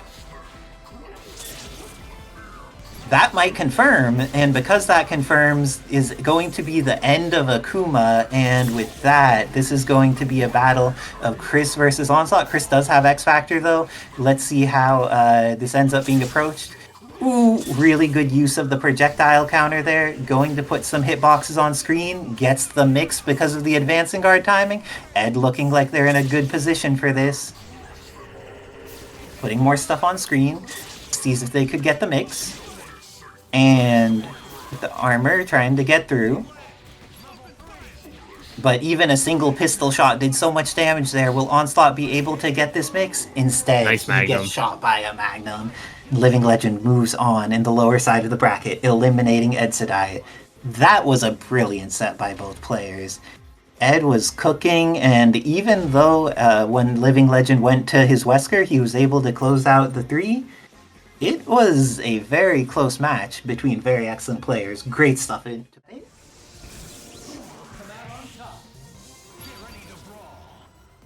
And this is a match that Nova versus Magneto.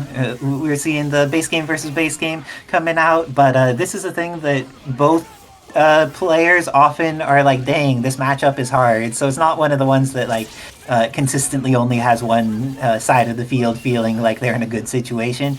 Everyone's like, this could be rough at times. Oh, and is going to be able to build a decent amount of meter, and with the forced bounce on the Nova assist is going to build back to an entire bar. Good stuff with MagicalMistro. I've been incredibly pleased with how consistent their ability to use meter wisely, get confirms into kills, but then still like manage their resources well has been. They've been doing great in that all bracket.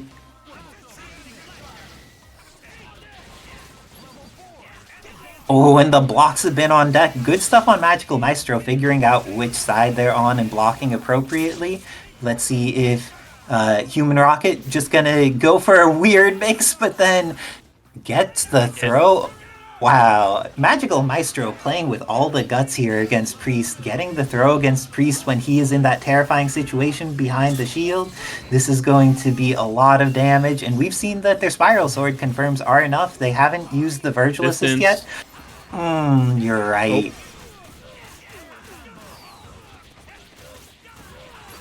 But M.O.D.O.K doesn't need to worry. Did need to worry about the distance. The distance is there for both of them. 5M ended up being weird there, and it only hit one character. 5M does not pierce for M.O.D.O.K, so that led to the situation. And now MagicalMistro with the hit on Doom. Please use X Factor immediately. Why are you making this harder on yourself? I guess they just believe in the timing without X to get the like more consistent. Oh no! Oh no! No! Priest is looking too solid right now. Has the X Factor Doom? Will they be able to get the mix? They get the throw off of it, and now Nova's gonna die. Doctor Strange, will he survive, Tim? Sweetheart, you chose to climb the volcano and didn't take the proper precautions. Now you suffer the consequences. No, he had made the correct read, X-Factored to dodge the level 3, and then it may have been a double tap or something. Those are always tragedies where you see someone make the correct decision making and then something on the execution side just doesn't work out. That was really smart by Maestro, but then Priest takes advantage of the situation effectively and is going to take that game. Now taking his momentum on Nova here, going to get, I believe, the kill on Nova because he has the M.O.D.O.K DHC available and hasn't used the Hypergrav assist yet. Scary stuff as always. There's And now that, the layer of the mix. Oh, choose the mag option here. I would X. Yeah, he X's. I appreciate this. Even though MagicalMistro's been doing some good stuff with Doctor Strange, killing Vergil when you have the chance to kill Vergil is just worth it. And with that, it looks like Cafe has all 3 characters but no X Factor against MagicalMistro with just Doctor Strange but X Factor available. Clips the assist. And then goes for another, wants to catch a Priest out of movement or something, but instead Priest is ready for it, going to build the meter to level 3 if he wants to keep this easy, and does so, going up 2-0 over MagicalMistro after quite a close first game, playing much more stable the second one.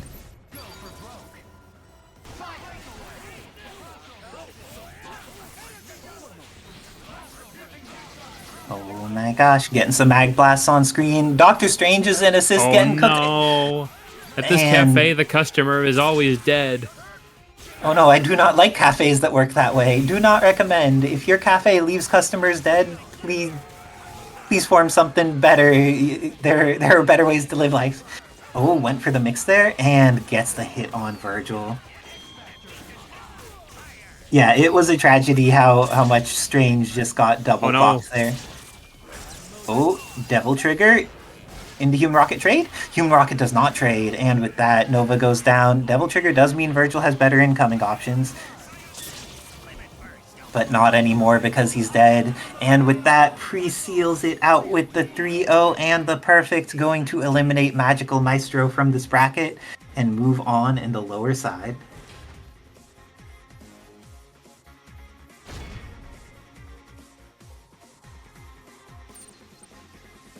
Yeah.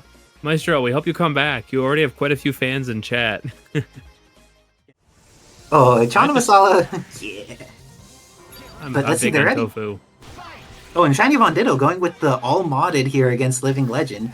Goes with the double jump. Great footsies there, but the incendiary is still on deck. And this looks like a situation where they're trying to use their skills in modded in order to take advantage of the fact that Living Legend has less practice against these characters and has been doing really well with the footsies here with US Agent plus that Moonstone assist. Has the life lead on point, but the assist getting hit a little bit. Ironically, for a palette swap team, this team feels like it's very well designed to fight Legend's team. You just have so many good options against these characters, but not Legend himself. Ooh, and this is some Chris cooking some Moonstone, going to be able to invest the meter in her. Flamethrower may not help you make tandoori chicken, but it will help you make a cooked Moonstone. And the shimmy is on point to catch this Ultron. This is going to be a lot of damage against the robot, but he's a million health character despite being an 8-way air dasher. Oh, but X Factor makes it all work out.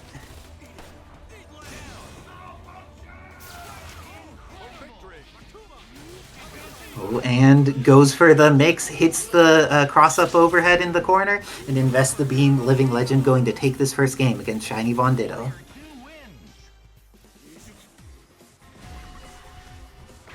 Good stuff. Let's see if VonDitto stays with the modded stuff or goes with base game. Looks like they're feeling confident in trying to do more with the modded. They were doing good in the initial section with US Agent, but then after that went down, it seemed like things got rough for them. Oh, almost the hit there, and happy birthday for a moment, but nothing that confirms. And the crossing up with Incendiary Grenade just hanging out on the ground has been working out so well for Living Legend here.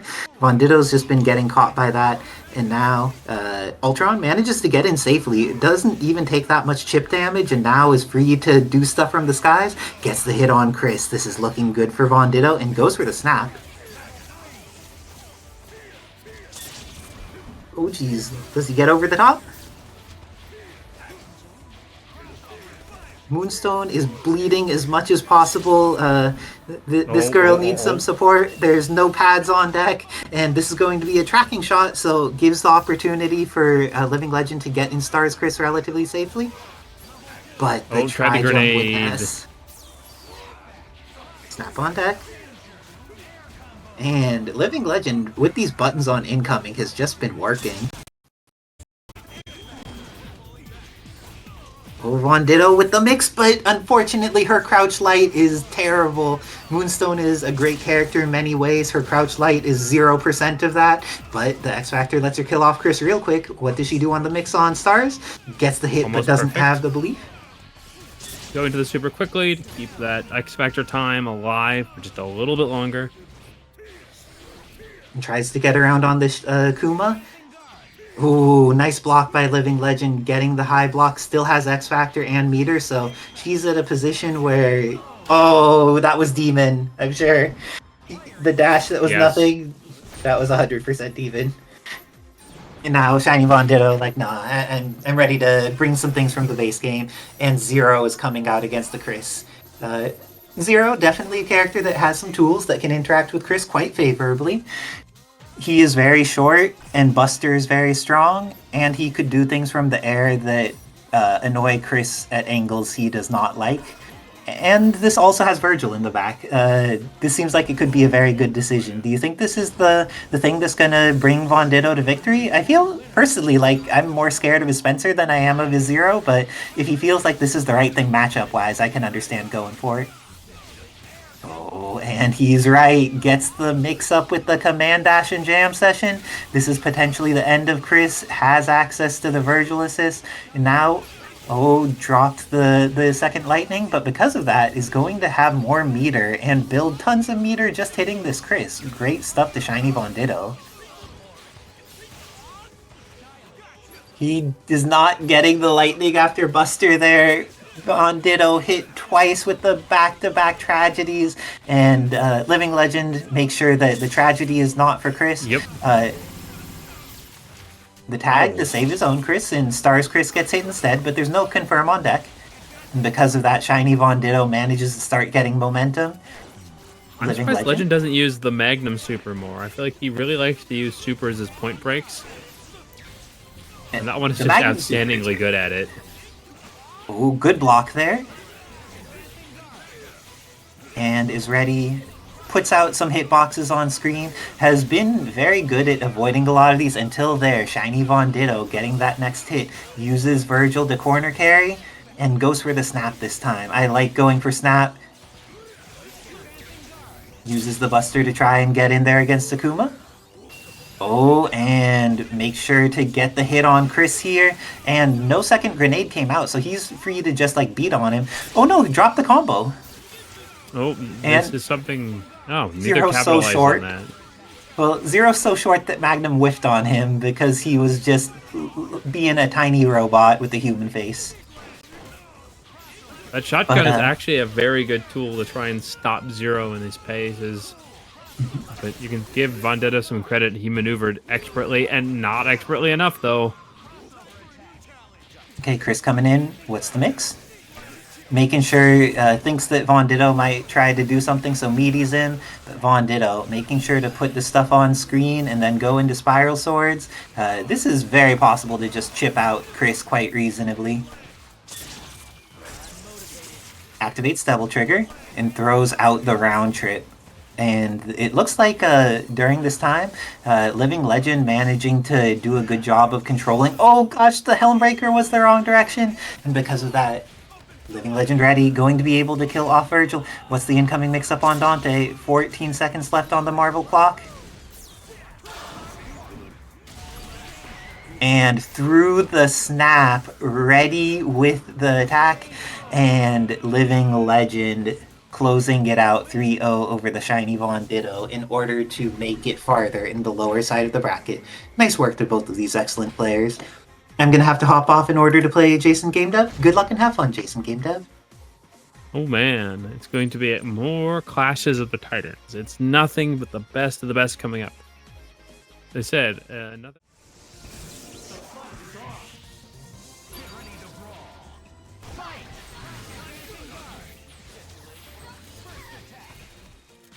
And this is exactly a clash point between the two. Jason very much wants to hold one end of the screen. Isicera wants to control the other.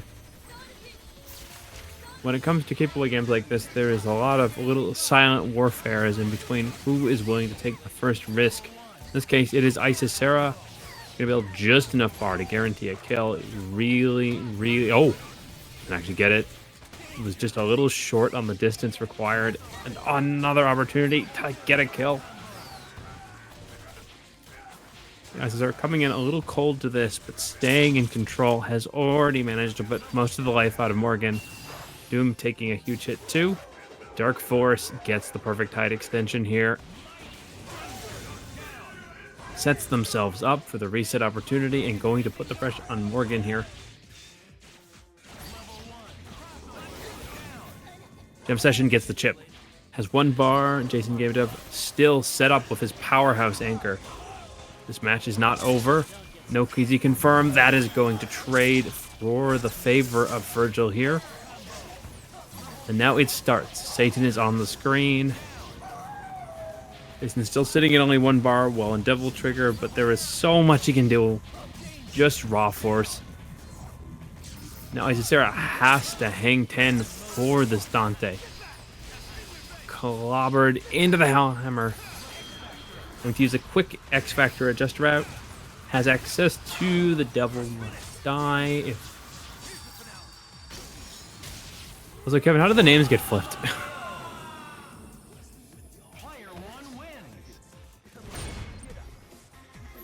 There we go. Isicera holding the difficult defense there. Brings in the Dante to get that combo. And now this time Jason's going to start the offense. Has the tools to subjugate Isicera's favorite strategy of spending bar. And HUNK just not one to be pinned. So little life available if you get too many hits in. Those soul drains. So it is up to Isicera to navigate the situation. Clobbering Doom. It's a good connect. It gets another great connect.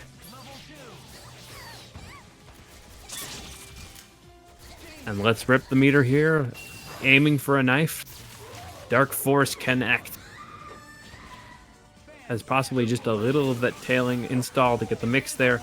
Unable to get the full confirm, but doing the jailing sequence again here. Gem Session blasted.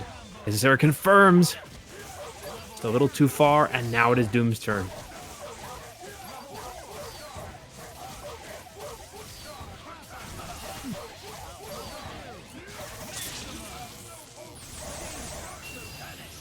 Into the Vergil. And here is a great start of the kill, and in the mix. Isicera going to have to block all sides. Caught with the swing. But Jason, a little bit of the parsec inconsistency of those missiles, still holding this mix and catching Isicera looking for an escape.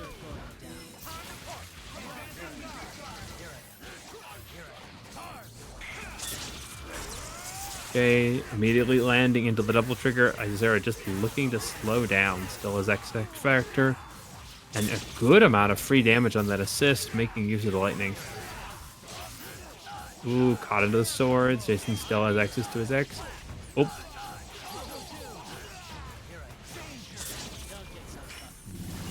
Fascinating. As a reminder, please tune in tomorrow.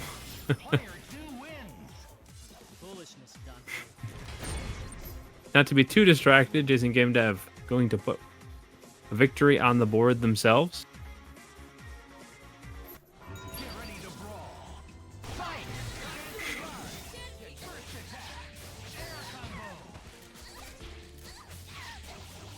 And this time, Isicera getting first strike, first crack, full blood into the situation. Going to catch. Grenade, not the highest hitbox, but a very fast burst release that hits straight above his head. So it's the perfect answer for someone trying to descend to the Helmbreaker. It's a low damage super spend, but the powerhouse options of cross-ups and defense tools it brings to HUNK's gameplay. It lets you do stuff like avoid burst options from, say, Morrigan. Hello, Nick, you are just in time. Jason is going absolutely nuts against Isicera. We are seeing a full-on Clash of Titans here. Yeah. Oh.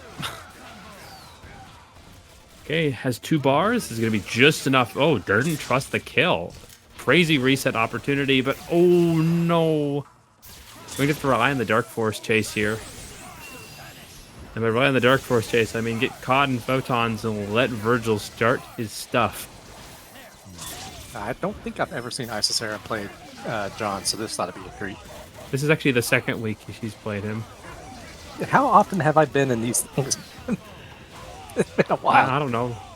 Maybe you silently watch it in the corner of your screen while you hunt digital dragons. No, I go to sleep like a normal person. Is that dead? Oh, nice. Yeah, for sure. Now 50-50 available because of the jam. Yeah, the classic Deadpool shimmy.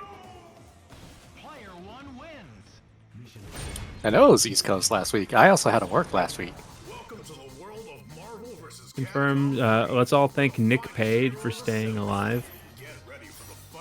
I gotta put in extra hours so I can have fun at CEO. That's what I told my boss. I said, like, hey, the more money I'm able to make, the better time I'm gonna have at my tournament I'm going to. And you definitely care for my well-being, don't you, boss man?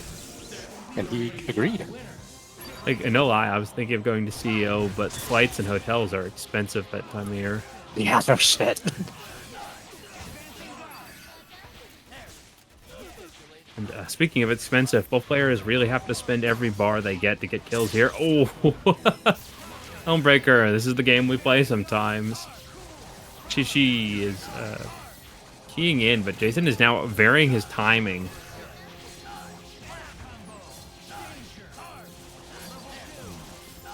Should be a dead hunk. Yeah, he's not going to be in another Resident Evil game anymore, is he? It's possible. They're certainly doing a lot of anthology products. That was some Vergil jank. Okay, goes for the slower route at least, so it's going to burn some of that X time. And yeah, Peter's out just in time. Isicera's Dante. A little fundamental, but pretty cracked. She has so much patience to find these hits when she can, and then knows how to run up the momentum. I think I've seen Isicera play BMC1 Dante more than a regular Dante. Well, I've seen her do it only twice, and both times when we were doing belt swap. Oh my god. Extend. Into lightning. That is a great route option. Oh. She's cooking.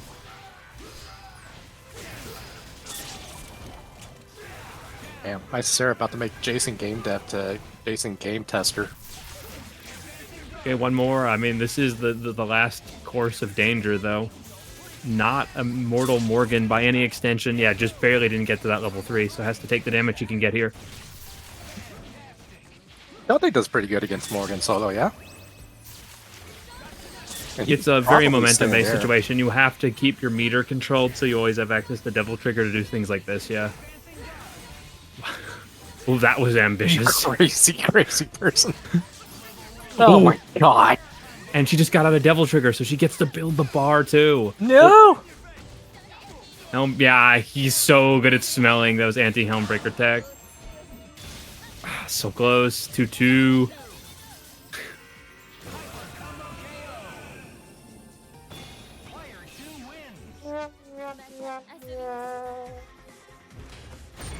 Had to do it. I'm sorry.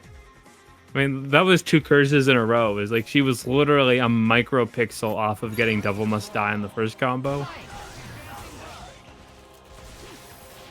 It's also crazy. Jason's done such a good job of keeping John from being a problem, because let me tell you, as this character's been optimized, he is a problem.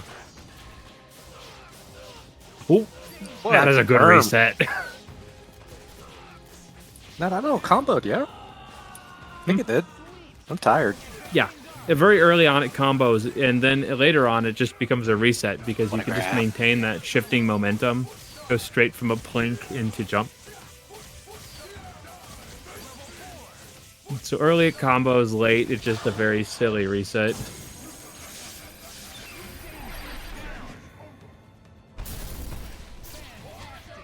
There we go, one problem down. Jason now making the next problem himself.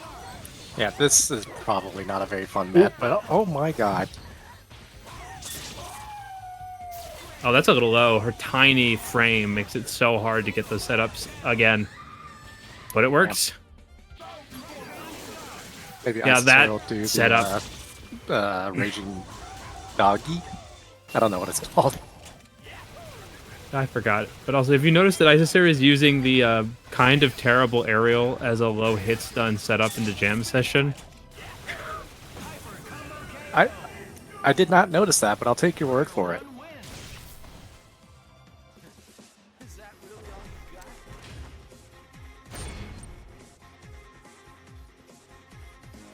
Oh, Surge, no. That song was popular. That I don't know if it works I anymore. saw that. I think it still works. My completely 100% optimal spam H combo.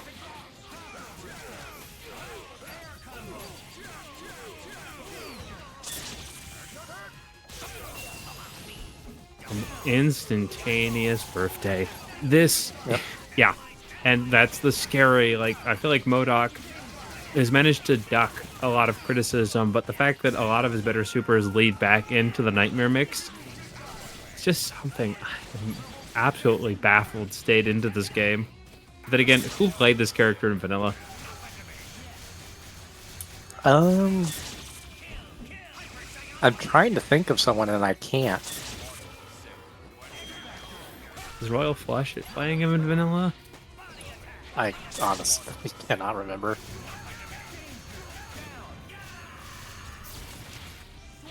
Right, Legend letting loose this very powerhouse character. Definitely a workhorse that gets a little less credit than the Akuma and the Chris, but his Wesker is a well-running machine. Damn, defensive slide reads the teleport. You gotta give it to Priest sometimes. Oh, except when you Why get is a little Priest's too name stylish. Cafe? We don't know, but I kind of dig it.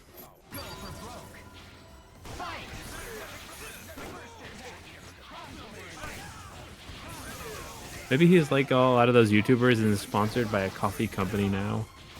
I guess. I mean, next week it'll probably just be called Building. Ouch. And yeah, it's amazing how Legends team grants that crazy option, just sort of unexpectedly, but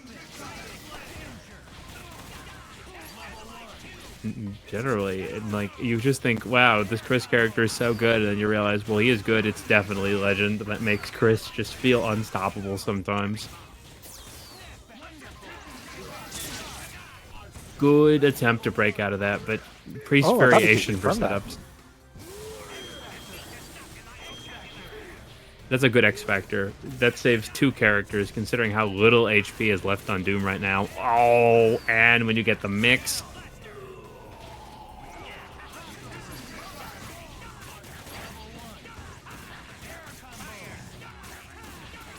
Hey Kevin, can we get like one of those accent E's on Priest's name?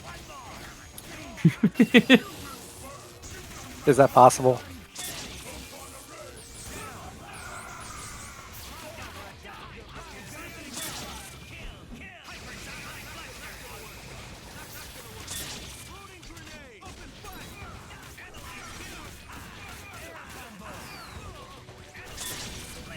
And dead Chris? Wait, he doesn't have any meter, does he? No? No, but you almost got the flip out until lasers set up. But yeah.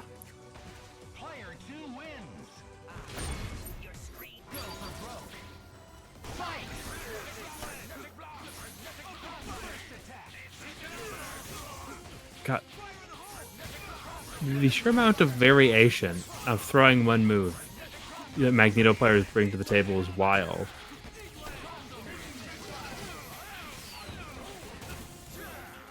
Oh, wow, he almost got that Oh, look, too. it did work. Awesome.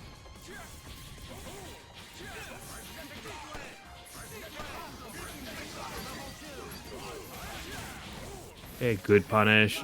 Gets a lot of free damage on too. And still has the presence of mind to really reel back and ensure Legend doesn't get any loose magnums that connect on the point here.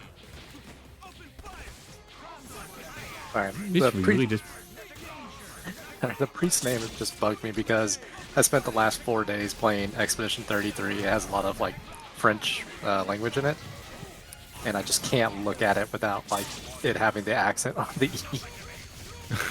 I getcha. Shout out to all my French Canadians in the chat. I know Oblivion isn't here right now, but Man, Oblivion's been blown up. Same like this Wesker though.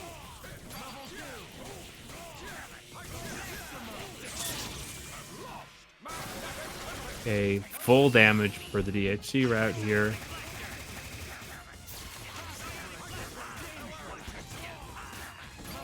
No, Living Legend is not Dying Legend. He is the leader of the legends, because there's Living Legend, and then Young Legend, and Kid Legend. Right? And of course, to further reiterate that statement, if you've ever seen Legend in person, the man looks like he could run a fitness gym. He's in fantastic shape. Yep.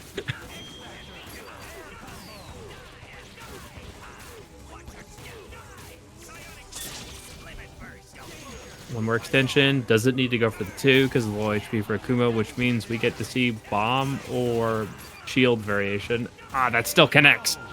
Nice. Priest moves on. Yeah, John, actually the funny thing is Young Legend, the his oldest, plays like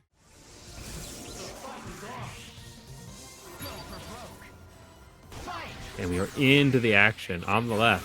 JasonGameDev looking to return a man in a mission to take a little chunk of this tournament to put into his next community event. And I mean, Priest, as I said, really now on unicorn status. Don't show up often, but when they do, they really come to play. Yeah. Kevin, if Jason loses a game, can you change his name to Jason QA? Because he's no longer a Demoting game a dev. man. I'm just gonna make unreasonable sleepy request for the rest of the night.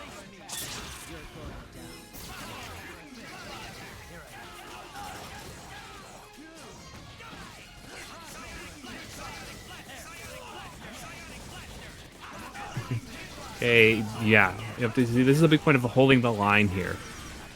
I think Priest definitely catches on to the absolute risk Jason possesses if he starts to get his momentum. And so his objective is to get Jason to do things like that and just spend as much of his bar before he can really start either the Morrigan or the Vergil. I don't have the metal pipe soundboard anymore. I don't know what happened to it. I think Kevin deleted it.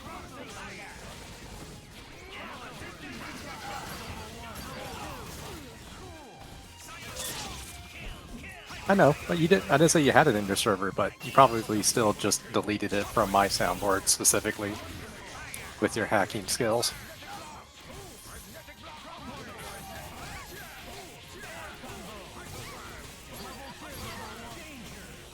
Okay, gets to start going. Momentum in full gear here. Gonna come up about 1 bar remaining, so Priest does have what they need, but no meter spend options. With all the meter in the world and X Factor just waiting. Yeah, this is why you see Priest just putting into a situation where if they do tag into the Vergil, almost killed Vergil. They're going to probably blitz X Factor it, and if they don't, they're just going to try and farm meter. Some call it sandbag, but really what it is just shifting the entirety of the flow to your call. Yeah, I call this I don't want to deal with Vergil strat. He's still gonna deal with them, but it could be worse with X Factor 3. Nice blocking.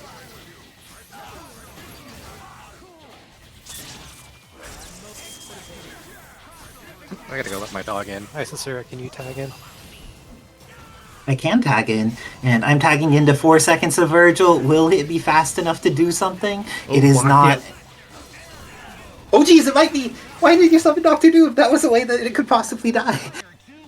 But JasonGameDev almost clawing victory from the jaws of defeat, but Priest holding on strong in those final moments of the round. Did you see that high time completely got blocked by the shield? Yes, that's actually one of the things that's hilarious about Shield, is it's better against moves with better hitboxes, because they could accidentally bonus hit Shield. So things like high time that normally is like, oh, their hitbox is so amazing, it just like have a rough time there.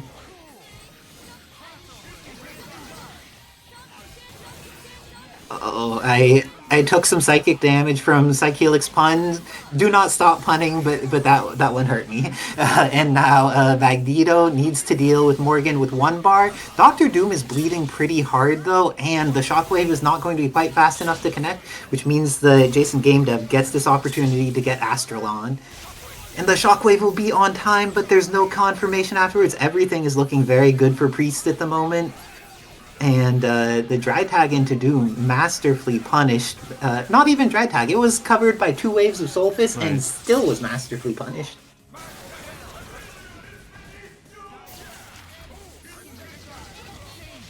Oh, I think that if they had done Shadow Servant there, JasonGameDev may have been able to kill Magneto and Doom. But it looks like instead they really want to just do some of this Dark Vergiling, which is a good choice. Kills off Magneto immediately. Okay, that means he's down to 1 bar, so ideally you want to try and limit one of his 2 resources. X Factor is the harder of the 2, so then you want to try and force out all of his bar before he X's, or at least in an X situation where he can't build it quickly. And you saw that from JasonGameDev, where with his heavy teleport to get into the air, he made sure to actually delay it so he wouldn't get caught by that M.O.D.O.K body attack upper. Really brilliant stuff there by JasonGameDev, but also good stuff by Priest. But Dark Vergil is out, the teleport mix-up is real, and the throw is on deck. Priest is ready for it, gets the throw, and kills off Vergil, going up 2-0 against JasonGameDev.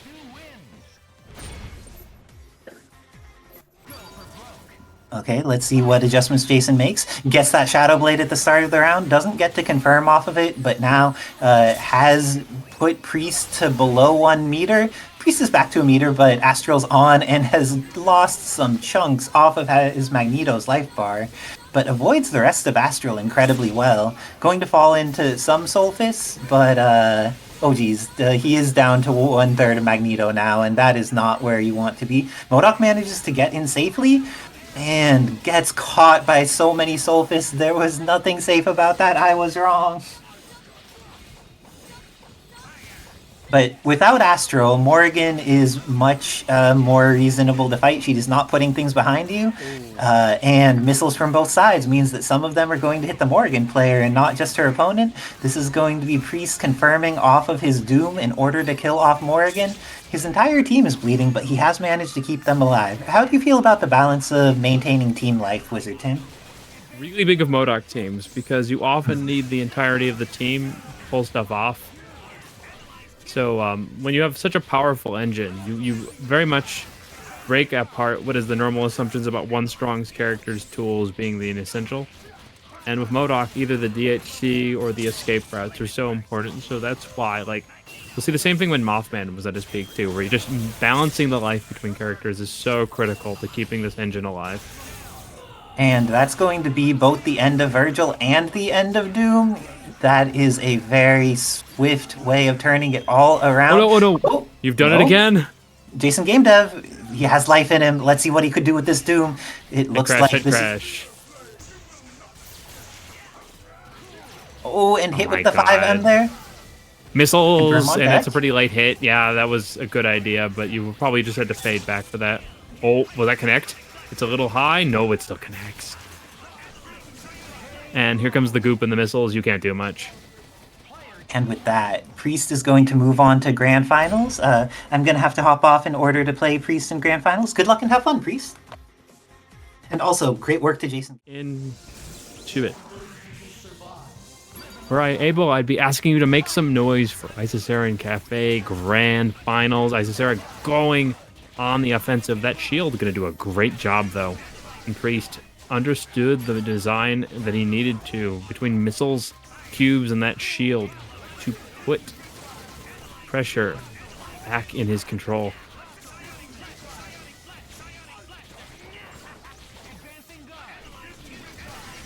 Has access. And oh my god, I cannot believe they burst through that. Grenade to keep it safe because on the top of the screen. Dark Force has the height, forces the reset, and that will kill.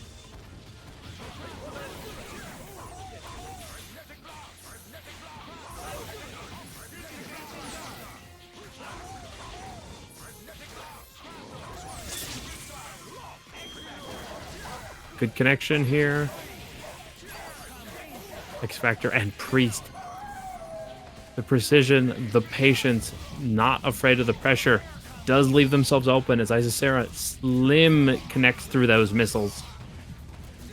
All possibilities are present, all actions paying off in the situation. Level 3 gets one little pickup afterwards, and that didn't scale too hard. Grenade, sets it, gets the late hit. Oh my god, Priest is so ready for that one too. Isicera's going to get the throw here. Has to adjust for the X-Factor timing. Finds it. From here, it's a little bit more consistent. One last connect and gets all the bolts. That's one up Isicera. Very impressive, Dante. Who sent Priest to losers? Oh, I'm back. Welcome back, Nick.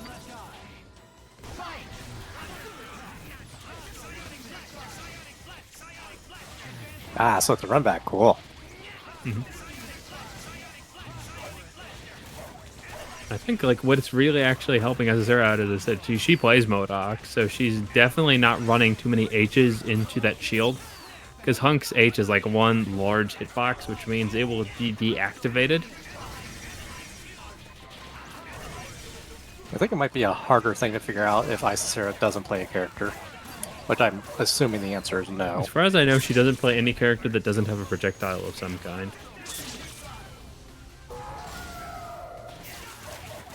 Oh, Dragon Cannon was not the answer. The only person I could think of that doesn't have a projectile would be like Hacker. Oof. Nice. That shield the shield was so... just bait. Wow, respect for the Dante. Too bad those missiles were still present. Isicera, how did you see that? Isicera opened her third eye. I'm really feeling it. Oh, tried so hard. That was a good missile call from Priest. It's going to shut it down. Yep, countered with the X Factor. There you go. Incredible snipers. They just absolutely read everything. There was no assist. There's no nothing. Oh, that would have been incredible if you got to confirm over that. Man, I'm not going to say it's impossible, but this might be just a hands-off controller, relax for a few moments. Take a drink of water, yeah.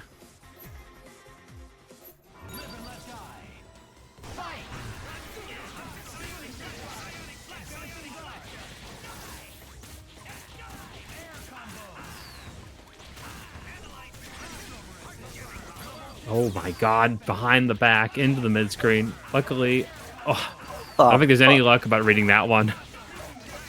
I think I went cross-eyed trying to figure that out. I definitely did. Oh, unknown hitbox sizes can sometimes do that. That one's got a weird one.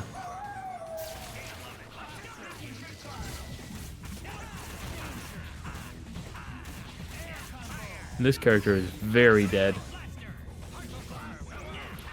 Priest is like, new character, same old Marvel. Marvel never changes, and that is a great X Factor start. Say goodbye to your Dante. This might be a perfect. Yep.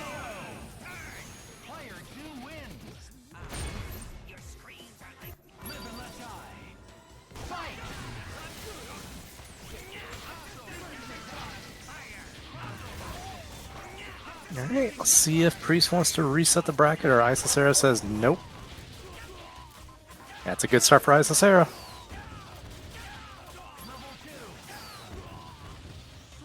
Yeah, I think that was going to be a dead M.O.D.O.K. Had to be a reset situation. Damn. Stuffed out the what's it called, shield. Does M.O.D.O.K. shield go away if he's hit? Question mark?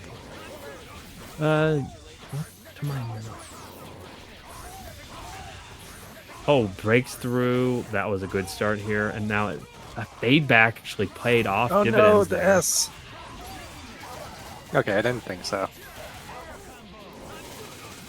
Got this lack of M.O.D.O.K. knowledge because there's like, been a grand total of like 7 people who played the character in the entire 14 years of this game. That was a really good tag there. Managed to break through the HUNK assist, which was easily going to chip him out. Nice catch. Well, man, I love how Isicera is just like literally Worth. trying to catch the stick that is the other player as John. Nice throw. Oh! Damn! That was a hell of a commitment. And that was a hell of a grab with a weird situation.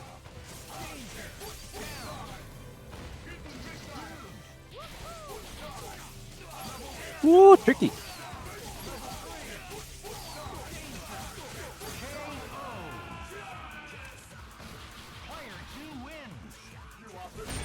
Damn, I didn't know Priest had a GameCube running, because that was tricky.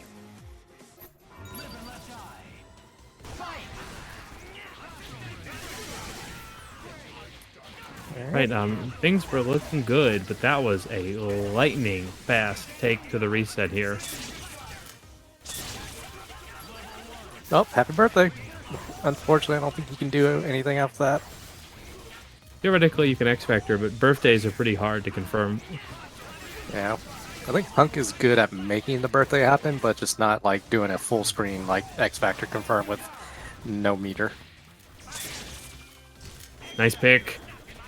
Oh, okay. Decides to save M.O.D.O.K. Good trade, I'd say, but definitely going to help Isicera in the long run if she gets the momentum here, but that is not starting now. Maybe next month.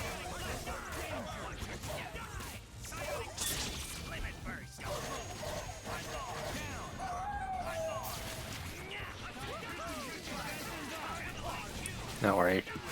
John will be back for Darkstalkers 3? I don't know what The retired resurrection. Yeah.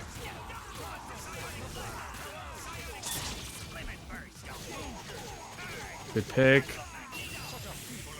Anything and everything works from here. Doesn't even have to go this far. Yeah, do it for, just because you can, I guess.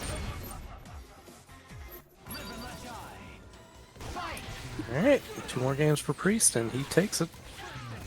Well, Isicera, wake up.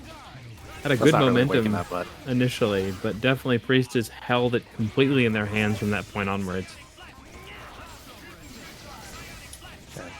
the down air gunshot from HUNK just covers so much room. It's like Deadpool's, but better.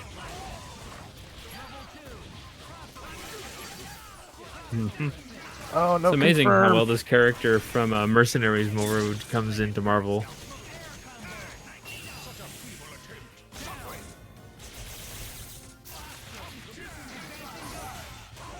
Oh my god, just let it rip. Isicera taking a gamble that paid pretty well. Oh, that Parsec magic just saved both characters. Should be a dead Magneto. Yeah, it's been 2 bars. Oh no! It's all good. It's all good. Isicera's gonna make this hurt. Using XP. Nope. I lied. Reset. Oh no. Okay. Oh. What in the world?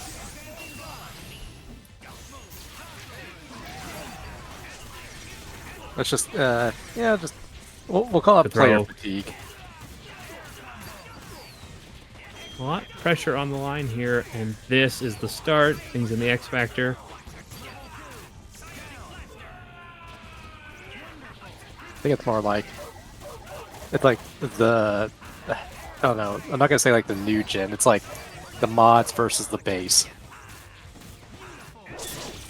Ooh, there you go. Can Isicera make a solo John comeback? It's doable.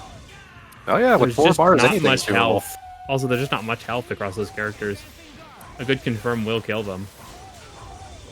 Priest is like, I've been dealing with this 0 shit for years. Yeah, take him out of the corner. Got the space he needed. Wow, nice confirm.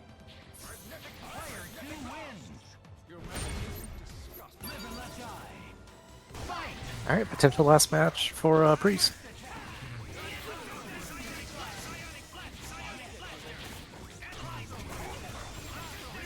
And you gotta give Isicera compliments. We haven't seen her ever play this team, but it really feels like every single character has done a lot of work across her run. Yeah, I actually find... Ooh, nice confirm. I would have liked to see how Priest handled Isicera's Gloria. Because that's just like some kind of punishment that no one ever wants to deal with. But Isicera always has run on the virtue of when they have a team, they're going to rock it as long as they can. True.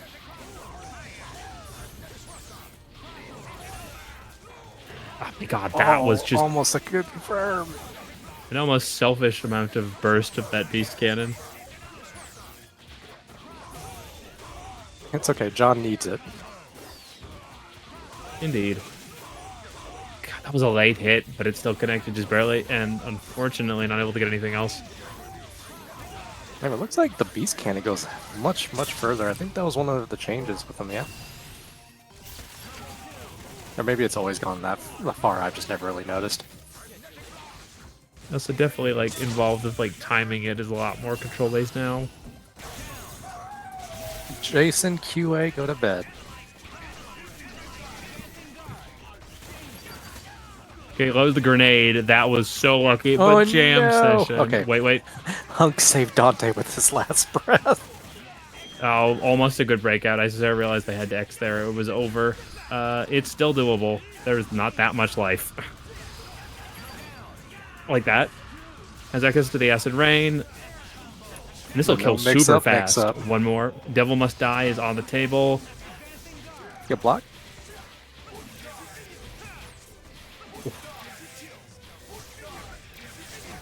I think Dante can kill in one hit with that amount of meter. If you can get any chip, it will get even easier. I hope had to spend. Can you fly cancel that? Just in time. Gets that with lightning. Oh, That's 2 for 2. The dive kick allure, too strong. Someone kick Priest's router. Make him drop it. And that'll do it. Priest takes it. God, it's been a while. When was the last time Priest took one of these? Last year? I have no idea.